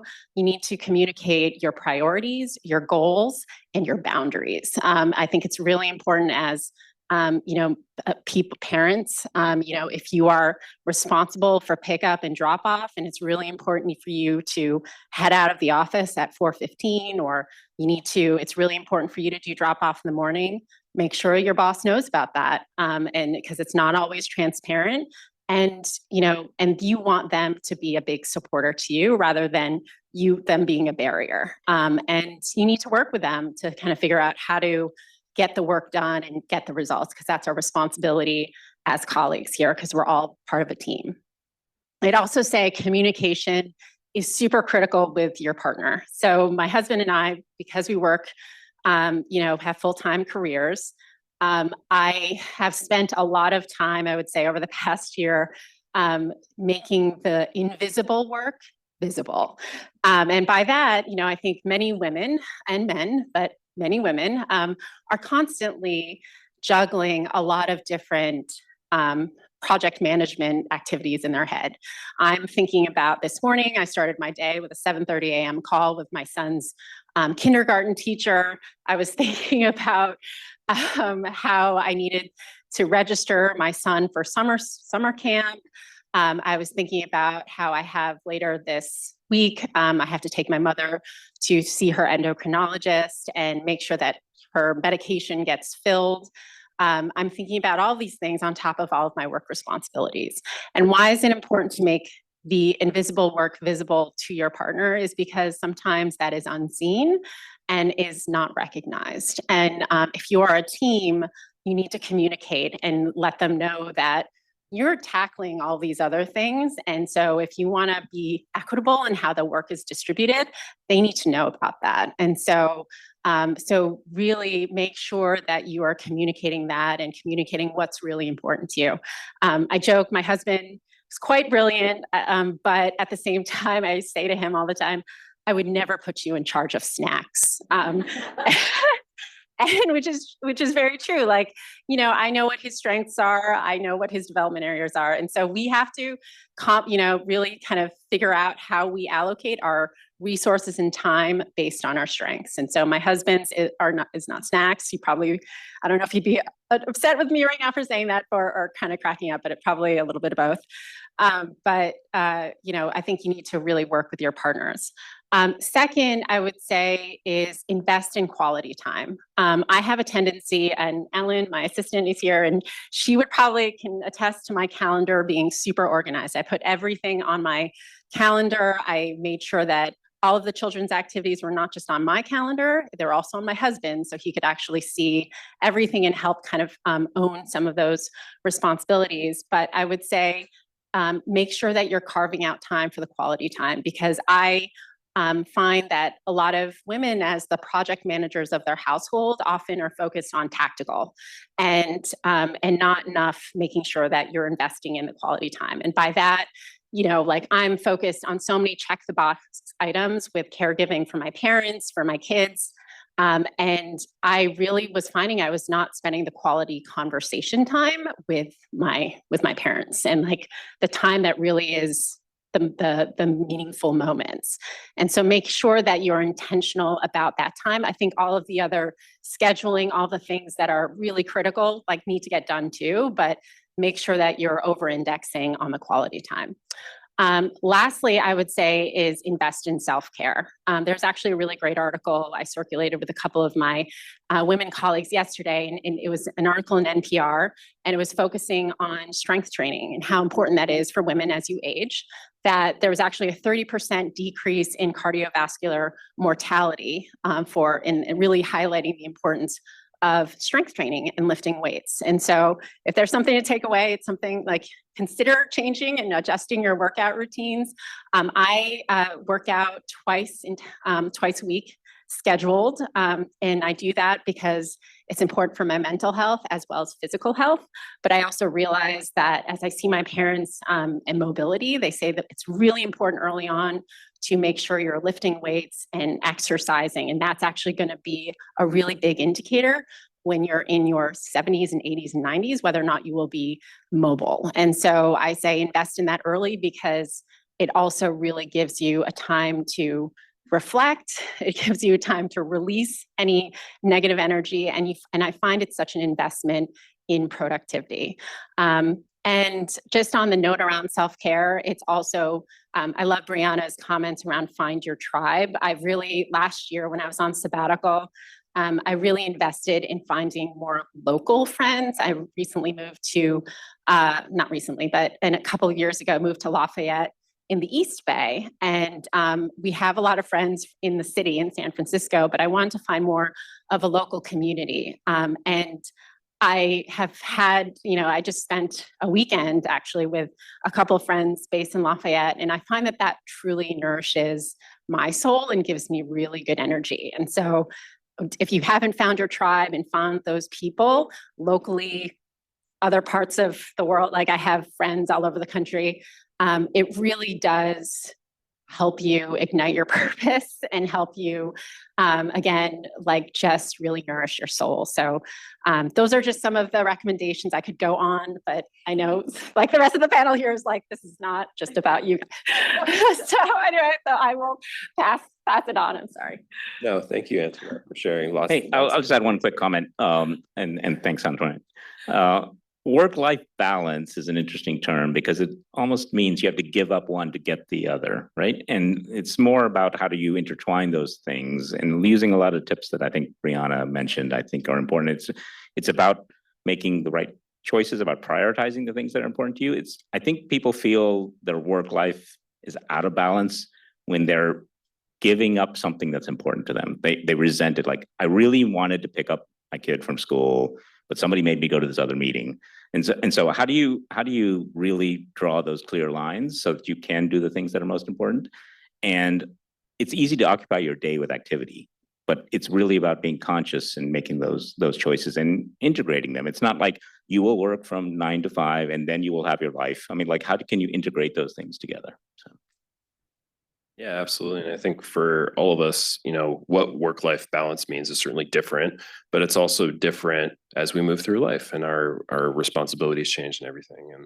And so I was curious if anybody had some advice when you get to those moments where you feel it's out of balance, right? Where you feel that, gosh, I really wanted this to go a different way, to kind of hit the reset button and get yourself back in balance.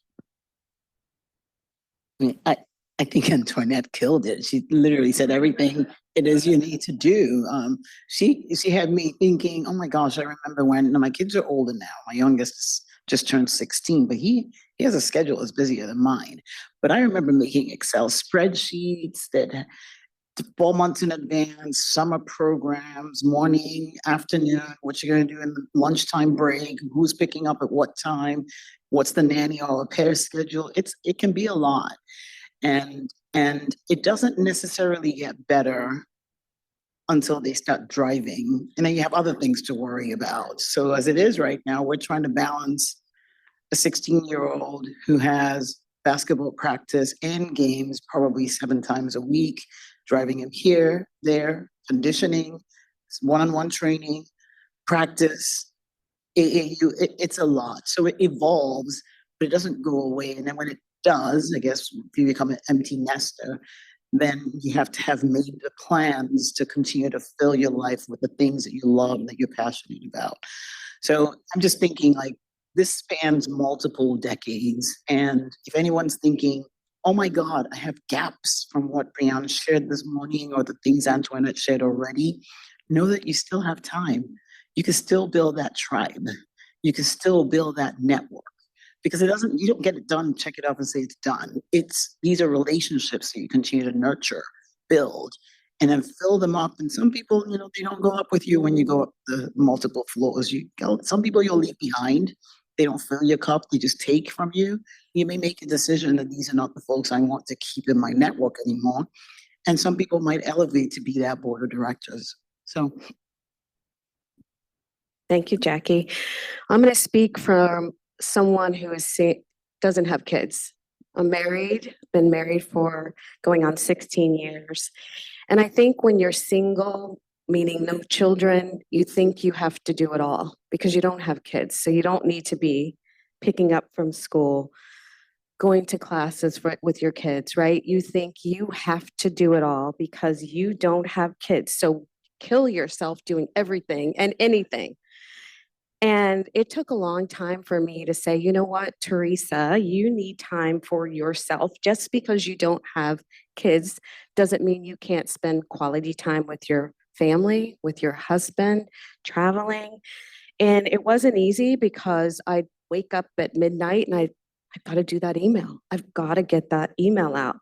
And I got some great advice from a great mentor who said, probably 85% of your emails that you receive do not need to be responded to within 5 minutes. And so I took that to heart and said, you know what, that's right. So for us that feel like we need to do it all because we don't have a family life, you don't have to do it all. I get to spend more time with my mom, who just recently found out she's no longer has cancer. So we're excited about that. But to your points around family, you don't know when your today will be the last. And so it's really important that, I love how you said, Zohair, that work-life balance, it doesn't have to be a trade-off. It really doesn't. And I think as long as we continue to remember that your mental health and stability, that whole put your mask on first, really does make a difference. Oh, great.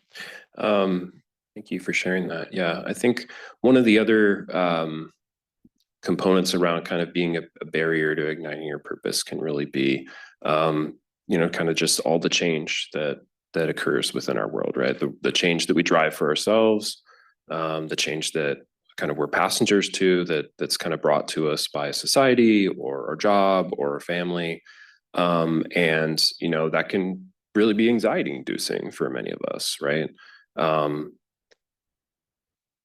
Wanted to talk a little bit about ways to deal with that anxiety specifically, and just potentially ways to kind of reframe and think about change a little bit differently, maybe to make it easier to deal with. I think there were maybe some comments on this you wanted to start with. So here. Okay, so the poll results were things like anxiety around change, and also I think it was anxious to do something new, which is, I guess, somewhat related. Change is hard, period.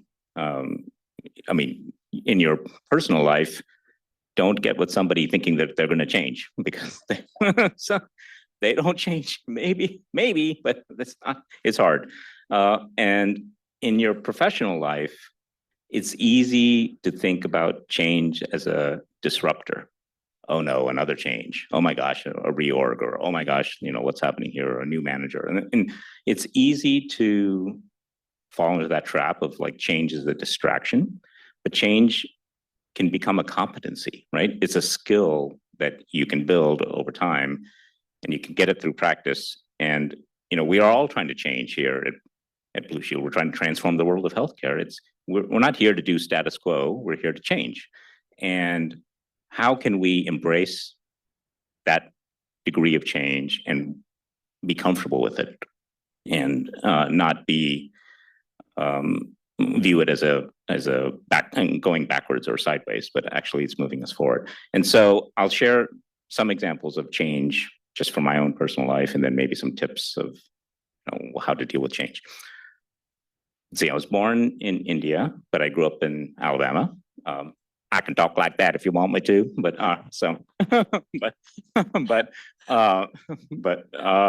and I went to college. I've been there since I was 3 years old, but I went to college in Carnegie Mellon in Pittsburgh, and sight unseen, And that was before websites and everything else. So I really had no idea what I was getting into. And it was a great experience. Went straight to graduate school. Had no idea what I really wanted to do. It was electrical engineering, but I did biomedical work. I did getting paraplegics walking and studying human hearing, and had my own legs flapping around, and also paraplegics at the VA walking. So that was quite satisfying. But, after 11 consecutive years of college, I did my PhD up there, and I didn't work in engineering at all. I went straight to McKinsey and I did management consulting, and that was quite a change in terms of what I had been doing, at least up until that point. I also, got married, bought a house, and changed jobs all within 30 days of each other. So that was a big change, right? Might as well rip that Band-Aid off a lot, I have worked in, I guess maybe depending on how you count, like 6 different industries. So healthcare, retail, e-commerce, and a few others. And so always trying to learn. I mean, maybe I'm a masochist, I don't know. But so that's been part of change. But in 2018, we moved entirely, myself and my whole family, we moved to Singapore for a new job opportunity, for a new company, a new industry, of course, a new geography. Never been to Singapore, didn't know a single person there, didn't know a single person in the company, but went, had a great experience. And now, another change, joining healthcare, and how to try to make an impact there. So there's I've done a fair amount of change in my life, and the tips that I've had for how to deal with some of this change. One, nothing is as permanent as you might make it out to be in your mind, right? I've interviewed at Amazon, for example, and one of their decision-making principles is one-way doors and two-way doors, right? A two-way door is if you do it and it's something is not what you want, you can always undo it or change course and go from there. And there are more things are two-way doors than you imagine, right? So when we were moving to Singapore, I was telling my wife, what is the absolute worst case scenario? We move back, all right? That's the worst case scenario. But anything else is positive from there, and we can embrace that. And if you just get your frame of mind around it, you can change again if you want to, right? You're not going to be stuck if you go down a path.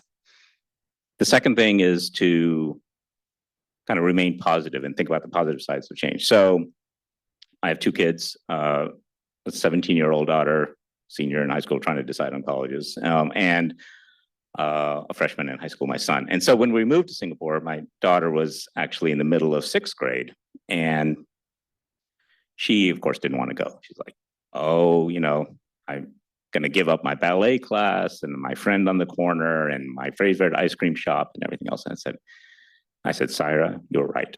You can make a very long list of every single thing that you're going to give up, but you have no idea what you're going to get. And that, just framing that in your mind, and it was a great experience, right, for everybody involved. And then she didn't want to come back, but that's a different story. And then the third tip is to stay at the edge of your comfort zone, right? So speaking of like going to the gym, like if you go to the gym and you lift, 3 reps of your 1-pound weight, you're not at the edge of your comfort zone, right? Or you pile it up so high you can't even do a single rep, then you're too far outside your comfort zone. So professionally, how do you understand where that edge is? What is your comfort zone? Because if you're in your comfort zone, you're not growing and learning, you're just coasting, right? And if you're so far out that you feel like you're failing every day, you don't want that either, right? But what is the edge? And how do you push yourself, like, hey, can I deliver that presentation instead of my manager? Or can I try something new that I haven't tried before? And do it in a safe manner, but find the edge. And you will find that edge keeps moving farther and farther away, right? And you will keep growing and learning. And it is that's what I encourage my team to be, is like, are you at the edge of your comfort zone or not, right? And then how do you keep pushing and giving them opportunities to be able to do that? So, okay, so those are three tactical tips maybe for change, but happy to hear from anybody else on the panel. I would just add in just one quick line that I view change as like a doorway to expansion in my mind. And that is the best way to grow and evolve. And even if you fail, you learn something new. And so again, change is a doorway to expansion. So that's what I always tell myself. I'll add one quick thing. I read this book. It was the name of the book was gifted to me in a mentoring session. I went and bought it, and it's called Unapologetically Ambitious. And I read the book. It's by Shirley Achenbaugh. And as I read it, key thing that came away from me, if you haven't read it, it's a great book. It's about this Black woman's journey to become the first Black woman CEO in Silicon Valley of a tech company. And as I read through it, one of the things I took away was, yes, change is good and aspiring is good and growing is good.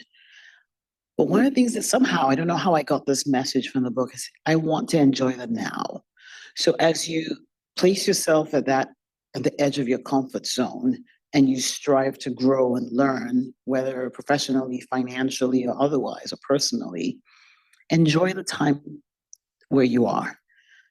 Don't be in a position where you feel like, okay, I'm a director and now I want VP, and then you don't enjoy what you've accomplished in that time. That was very important for me to think. And I don't think I didn't appreciate it, but my revelation was, even as I seek to continue to grow and change and put myself in roles and responsibilities where I have to learn, I have to grow, I still want to enjoy the now, what I've accomplished at this juncture. Yeah, I think that's really important. Thank you each for sharing your parts of that. The last thought that we had really, I think, relates well to this, and it's, as you're finding that edge of your comfort zone, right? As you're enjoying the now, but also pushing yourself so you keep growing. One of the things that can come in and creep into that is imposter syndrome, right? I want to do this. I want to grow myself, but can I really do it? Am I good enough, or am I qualified enough, or do I have the skills? And so that's something we've certainly all dealt with at different times, but just a couple of things maybe specifically about that, kind of to both continue to help yourself grow and be in that good space, as you mentioned, Jackie, but also keep pushing yourself, like Zohair mentioned. I don't know if Teresa, you had something you wanted to lead us off with here. Yeah, so a lot of us, when we get into new roles, you start to have that imposter syndrome creep in. You look around the room and you're like, oh my gosh, I don't think I'm as smart as that person. Oh my gosh, I don't think I know as much as that person.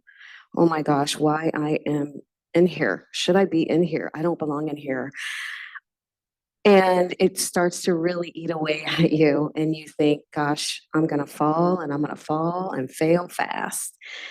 But how I got through some of my imposter syndrome going through my career is journaling.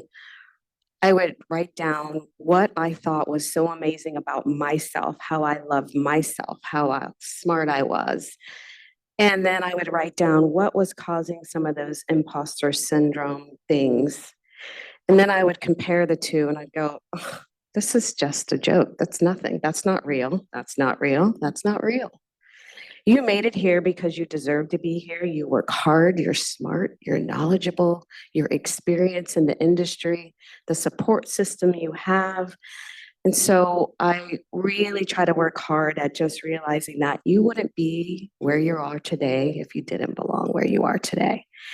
And you took the strides, leaps and bounds to get yourself there. Be proud of it. And I like that you said that, Jackie. Relish in the moment. Appreciate and embrace the moment that you're in, and reward yourself. Celebrate those experiences, because at the end of the day, you are who you are supposed to be. Don't change for others. I used to get folks saying, you're too energetic.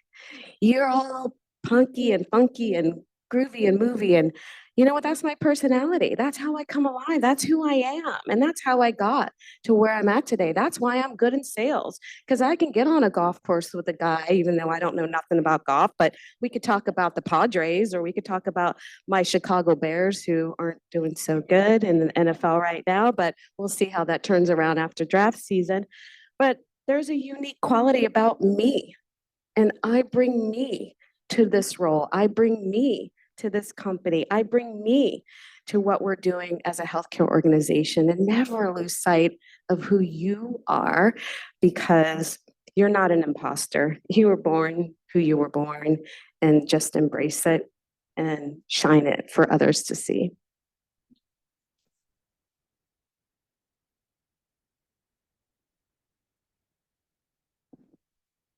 Mic drop. So we're going to thank you each for sharing your thoughts. We are going to have some time here to take questions. I think we're going to go to Long Beach first. So whoever's in Long Beach, if you've got a mic ready, if there's anybody who has questions, we'd love to hear them.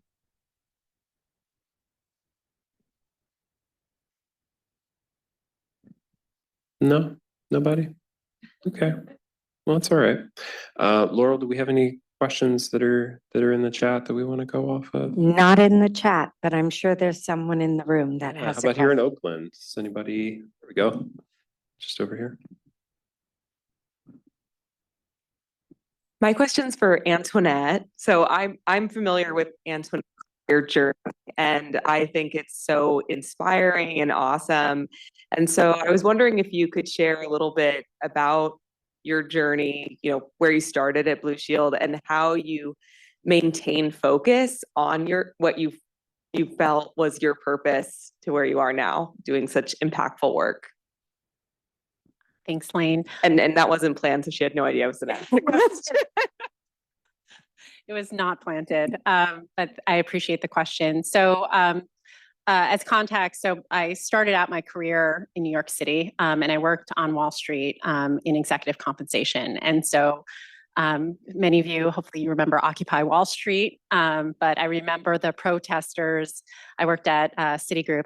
Started at Morgan Stanley. I worked at Citigroup, and I remember seeing the protesters outside of my office window, and they're very angry at the 1%ers for good reasons. And I remember finding myself thinking, do I really want to be on this side? And I'm not saying that, you know, that profession is really important. There's really good reasons to do that. But I really wanted to I found myself thinking my talent was to support the masses, and I wanted to do something for social good. And I took a big risk. I left abruptly, and I decided to go volunteer in Ghana and supporting women, and really supporting women and finding jobs, and really supporting them becoming entrepreneurs to really support their families and their local communities. And it was incredibly humbling, and it was one of the hardest things I've ever done. And I left that, and I decided when I came back to the US that I wanted to work in the nonprofit world or work in social responsibility. And what I will say about that is it was a lot of change. It was a lot of imposter syndrome, whether or not I deserved to be doing that, given my background. And I wasn't sure if I was going to make it, but I was incredibly persistent. I remember getting declined by nonprofit after nonprofit. And I decided to make a move out to the West Coast, and I saw a company named Blue Shield of California. And I said to myself, listen, you thrive in the corporate world. I had moved up pretty quickly when I was working at Citi, and I was like, you know what, I will do the job within human resources, but and work in compensation. And I met with Mary O'Hara, who hopefully a few of you remember as our former Chief Human Resources Officer. And I was really bold when I interviewed with her, and I said, listen, I will do the job of, you know, working as the Director of Compensation. But I will do that to build credibility. But my aspirations are to either work at the foundation or work in citizenship at Blue Shield. And at the time, corporate citizenship was quite small at Blue Shield. There was only one other team member. And it was pretty bold to say that, not only just to your future hiring leader, because it's clearly, like I was very clear in saying that, that was not my aspiration to be there long term. But I knew that in order to get to where I wanted to be, I needed to be courageous and be really clear about my aspirations to manifest that reality. And a couple years later, that paid off in a really good way. I had also mentioned it to Paul Markovich because I did have an opportunity to meet with him as well. And a couple years later, there was one predecessor to the director of corporate citizenship, and he ended up leaving, and so the opportunity became available. And Mary and Paul approached me, and they said, you've done a great job being in compensation. And I had also done a ton of board work, a ton of volunteer work to really prove that I was really committed to this. And I was able to take on the role and build up. I have a fantastic team today. If you don't know them, Bayless leads sustainability, Perry leads social impact, and Amanda Lassick leads a lot of our environmental social governance reporting work. And it's kind of been such a great awakening, I would say, to see it really come to life, and all the work that we're doing to support youth mental health through our Blue Sky initiative. We're doing a ton of work around climate and what we can do to address the climate crisis. You'll hear a little bit more about that during our town hall. And so for me, it's been a blessing to actually be able to ignite my purpose at the company and really see that thrive. Because I'm at a company and around colleagues that really value this type of work. So that's, hopefully, I think I answered your question, but I just wanted to give us a sense for, I struggled. It was not something that was given to me, but I had to prove my commitment. And to be here, that's actually why, when you hear about my struggles with work-life balance, I'm here today, because I love my job. I love my team. I love this company. And I'm able to kind of project that onto my work. So thank you. The question wasn't for me, but a couple of things just struck me from what Antoinette said, and I want to add. So from the mouth of babes, even though I wouldn't see my son as a baby, but he is my baby because my last kid. But a basketball analogy. So I was having a conversation with him maybe a couple of weeks ago, and he said, you miss 100% of the shots you don't take. Basketball analogy, but I wasn't thinking about it from a basketball point of view, but it's so true. And so some of the things you probably want to remember from what Antoinette just shared, she had courage and she shared it. You have to highlight what it is you want so people know, because sometimes those opportunities come up, but nobody knows you're interested. And so she let folks know, this is what I want to do. She said courageous. If she said nothing, again, that's where you miss 100% of the shots that you don't take. So that's something to remember. And by the way, you don't know this yet, but I was chatting with somebody who's interested in health equity and social justice. She works in upstate New York. And I was like, you got to meet this lady. I'm introducing her to you. Soon you'll get it. I went to school in upstate New York. So there you go. There's a number of questions in the chat now. I'm going to go to one from Lee De Silva. What are your top 3 characteristics of being a great leader? Teresa. My first one is I listen. It is so important for me to hear from my team. They have amazing ideas, and they are the ones who actually make me look good. Second, I always want to make sure I'm there for them and their time of need. It's hard sometimes at work, and you just need someone to vent to. And I ask them when I meet with them, are you asking me to help you solve something, or are you asking me to help just listen? And so that helps me open up how we're going to work this dialogue together, because if they need me to solve for something, then I'm looking for those cues that will help me come up with the solution versus just being there to vent. And then thirdly, I love this place. I love what we are trying to accomplish as a healthcare organization. And when you love something that you do, it just comes out naturally. And I just feel so proud to work for such an amazing organization that is going to change the landscape of healthcare.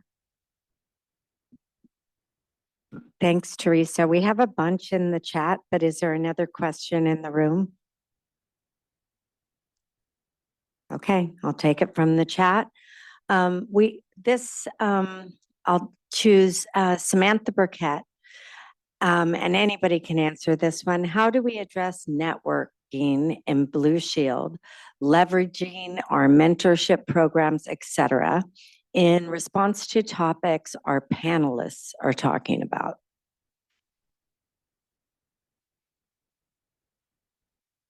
Not sure what you mean by network gain.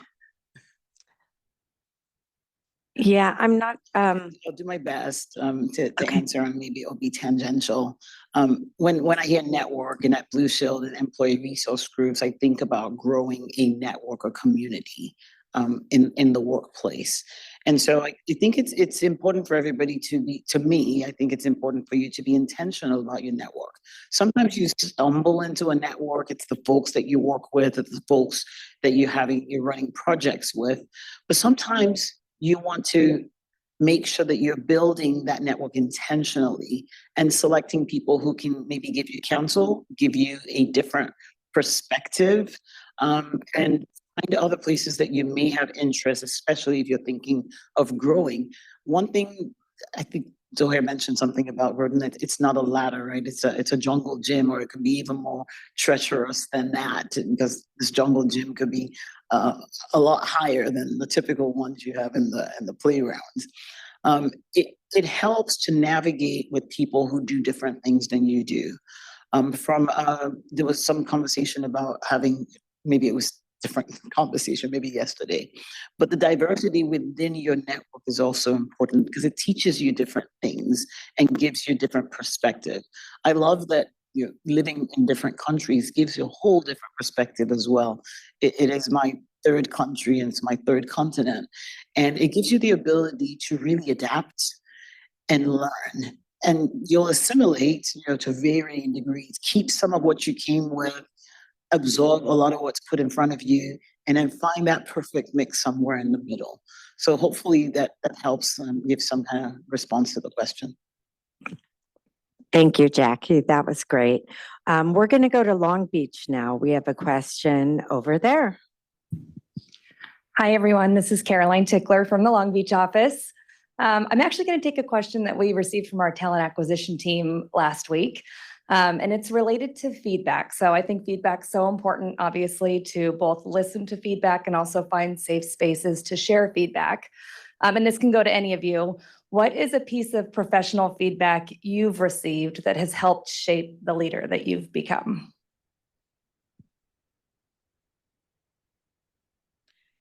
So some feedback that I was given is it's okay to delegate. You don't have to feel like you can do it all. My specialty team is a small but really mighty team, and there are so many talented folks on my team.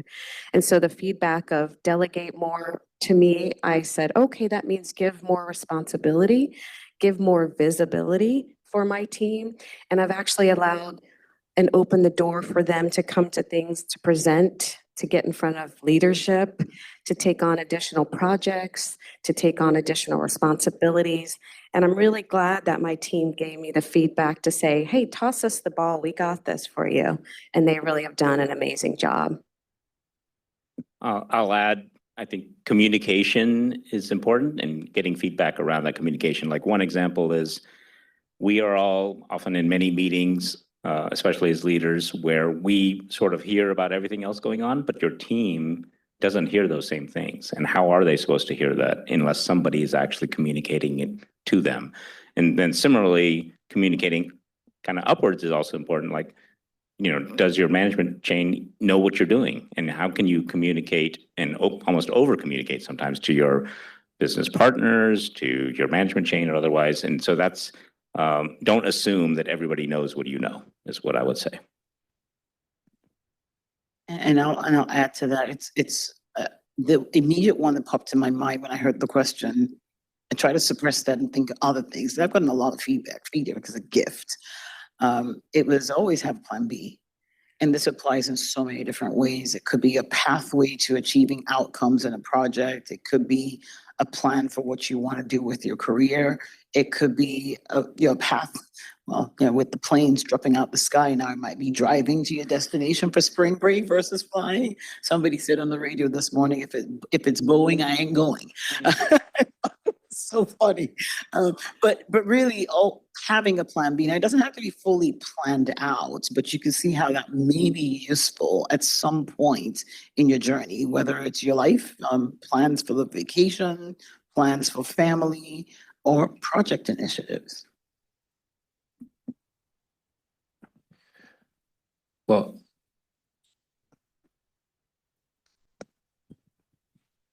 So knowing what you know now, what would you say to yourself at a time when you had great uncertainty about maybe a choice or where you were headed that would help you to make that decision or ease you into a decision you're comfortable with?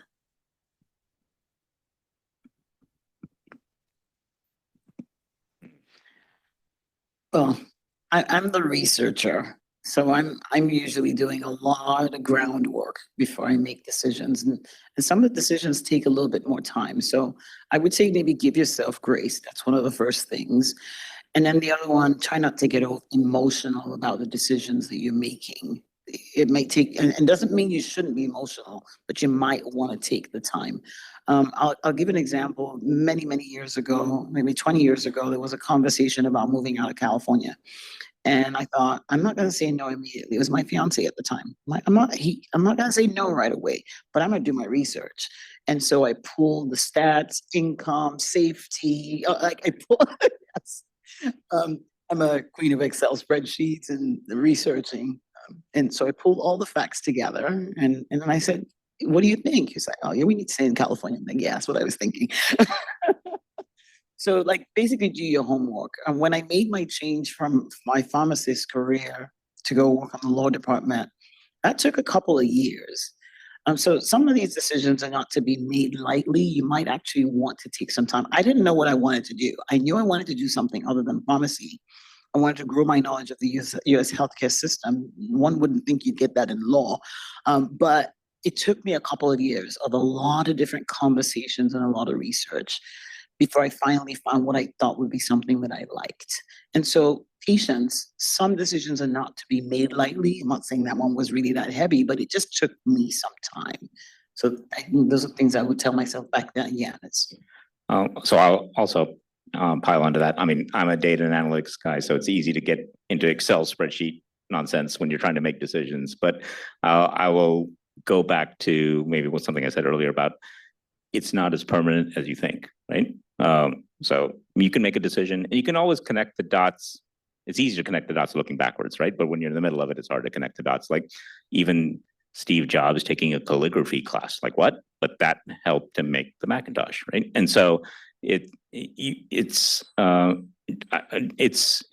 yes, give yourself space, but it's also possible to overthink it, if you will, right? And there won't, looking backwards, you won't look at it as a bad decision, no matter what it was, right? Because you will course correct. Life is not linear. It's a meandering path for many folks, right? And so that's what I would say. Thanks for all the questions. We appreciate all the engagement and we're out of time and I'm passing it back to Liz, Beth, and Rob.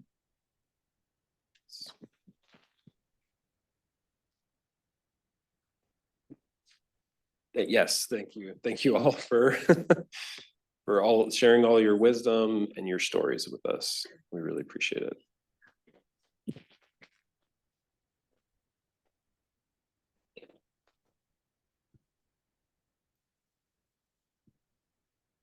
Yes, 6 extra bucks.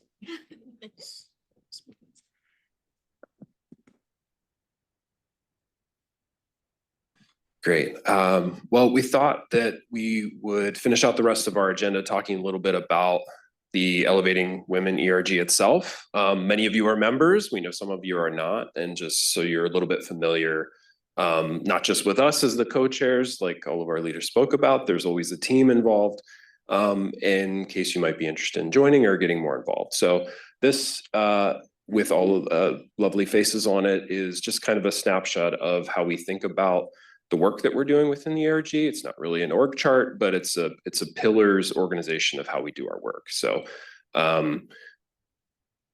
just talk through it briefly. Obviously, you can read it, but in terms of, you know, the purpose that affinity groups serve, certainly professional development is extremely important. And we are very grateful to have Laurel Wright here in Oakland leading our professional development pillar. Thank you, Laurel. The membership of Elevating Women, we are the largest affinity group here at Blue Shield. And we continue to grow all the time, and that's wonderful. But also it means there are a lot of voices, and we have to find a variety of ways for people to be heard, for people to have the ability to bring things forward that are important to them. And we're very grateful to both Sam and Sarah Kay for leading our membership engagement pillar. Talking about how we connect, you might think business growth. What's that doing on an affinity group chart?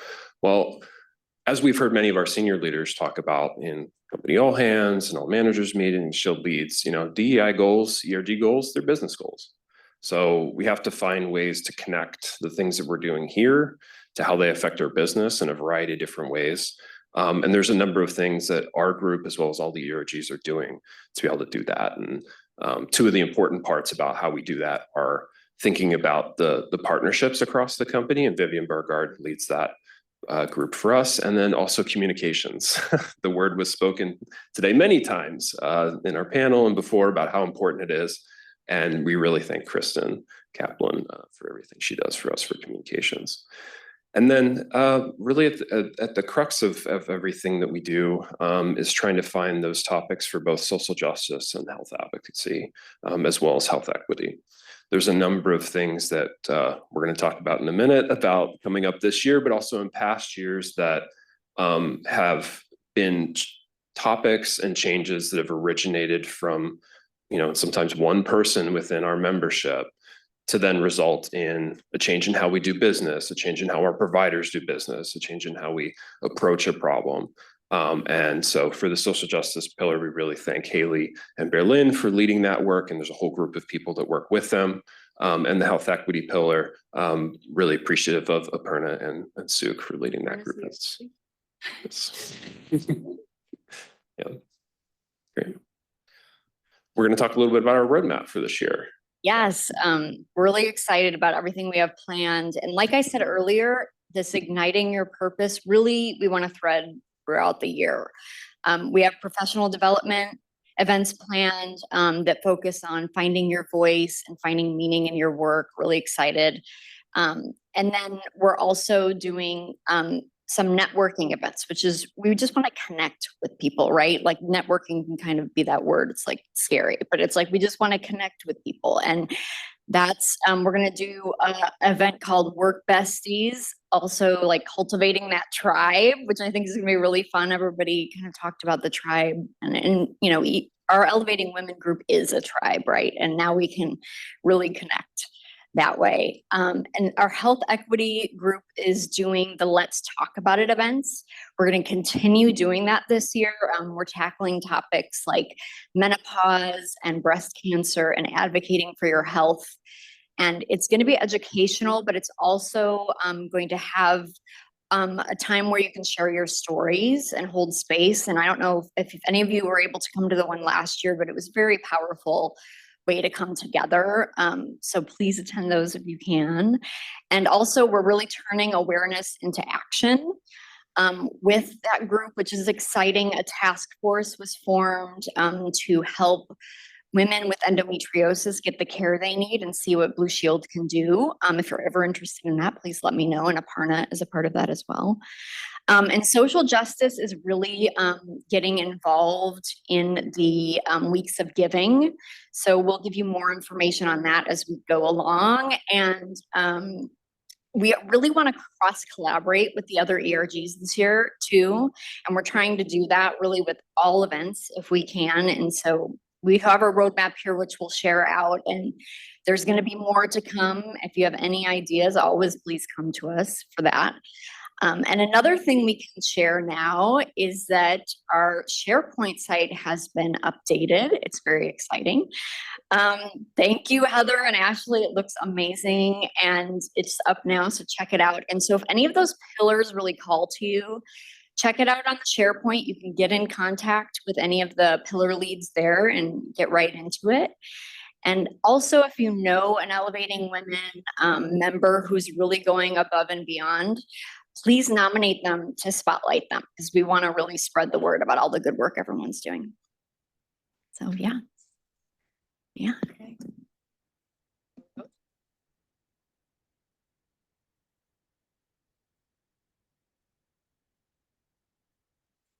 Hi. Okay. Just a couple technical difficulties today. I don't even know if this one counts. So I want to give some shout outs to people that have been so helpful in making this event happen. There's so much that has gone into creating this, and we've had communication support and the photographer here, Ariel, and we've had like the pillar leads that Rob was mentioning as well. We've gotten a lot of help from them in terms of strategy and designing and how this is going to look. And then we also have all the people on the slide. We don't have time, unfortunately, for me to read everybody off, but so essential to making this happen and making sure that people's questions are heard and that we have food set up and all the little things that go into producing something. So in addition to that, we want to thank our current executive sponsors, Millie Virgil and Tim Lieb. And because of some technical difficulties, we weren't able to get Millie in today to stream her in, but we do want to release a message with her later. She'd go to our Rancho Cordova site. And, you know, they both have been so amazing in terms of really helping us focus and elevate other people in a lot of different ways that they had, you know, done as executives. And so I was able to learn a lot of different kind of ways to do that, which was so amazing. And, you know, Tim is going to come on and close for us, but he's been really involved in male allyship and promoting that and doing an event last quarter. And then also having a blog this year that's on Shield Central as well and on our site if you're interested. And he's always worked very much in terms of helping us be included in events. And I've always been very grateful for how much he's helped us network as well and partner with other women-centric leadership networks. So anyways. And I wanted to give, Rob and I really wanted to give a very special thank you to you, Liz and Kelly, who were the co-chairs last year and the year before. Really inspired me. I can really not thank you enough. And I know you did so much for Elevating Women. Thank you. Thank you. We were hoping we could have 3 co-chairs, but we were told no. I know. We're like, can we just keep you? No, earned a well-deserved break. Yes, thank you, Liz, for Well, they're everything you've done for this group and for us personally. Thank you. It's been an honor. Yeah. Thank you. So I'll You want pass to come on it up and close us out, sir? Further ado. There you go. Well, please give them a round of applause. So I'm one of the co-executive sponsors, and I know Millie and I are both extremely proud, not just of this event, but everything that takes place. You know, women have been massive influences on me. I can remember, you know, even just my first job where I really grew as a person. It was all because of who I reported to and how made me recognize so many people highlighted about how do you be the authentic you? How do you really understand who that is? But what came out of today, which was so interesting, is like really every last one of us has this fear. We have this imposter syndrome. We have these things that hold us back. You know, I'd love all of you, you know, and I know everyone's not in a room, but raise your hand if you're really good at visualization.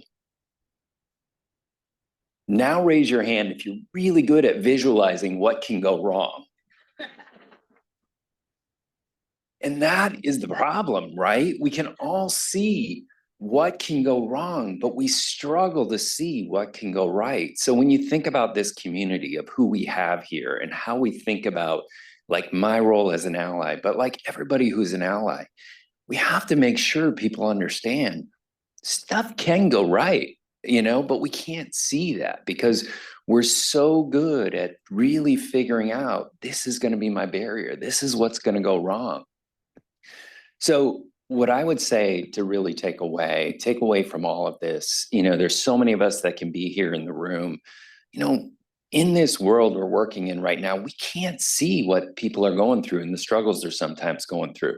So how do we make sure we're reaching out and we're working with all of our like coworkers, but recognizing some of those biggest challenges, we might be thinking, wow, they got that project due, but it's really what's happening at life that's the hardest thing. So let's all lift each other up. Let's recognize what that means. Let's take away a lot from what Brianna said. I mean, she really did highlight so many things that we can all learn from and like just really take into our everyday.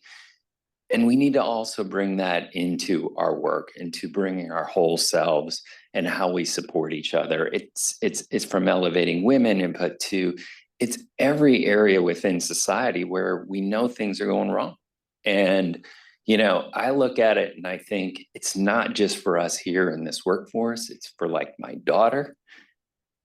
We all have to be thinking about what is that next thing. So I want to thank all of you for participating. I want to thank all of you for like the involvement. Please, let's get more allies. Let's get more people participating. If you are currently not a member of Elevating Women, please join. Please participate in these events. And let's really make sure that we're supporting each other every single day. There's a survey that folks can actually complete. We'd love to hear the feedback. And I'd love to see all of you at upcoming events. So thank you to everyone again for participation.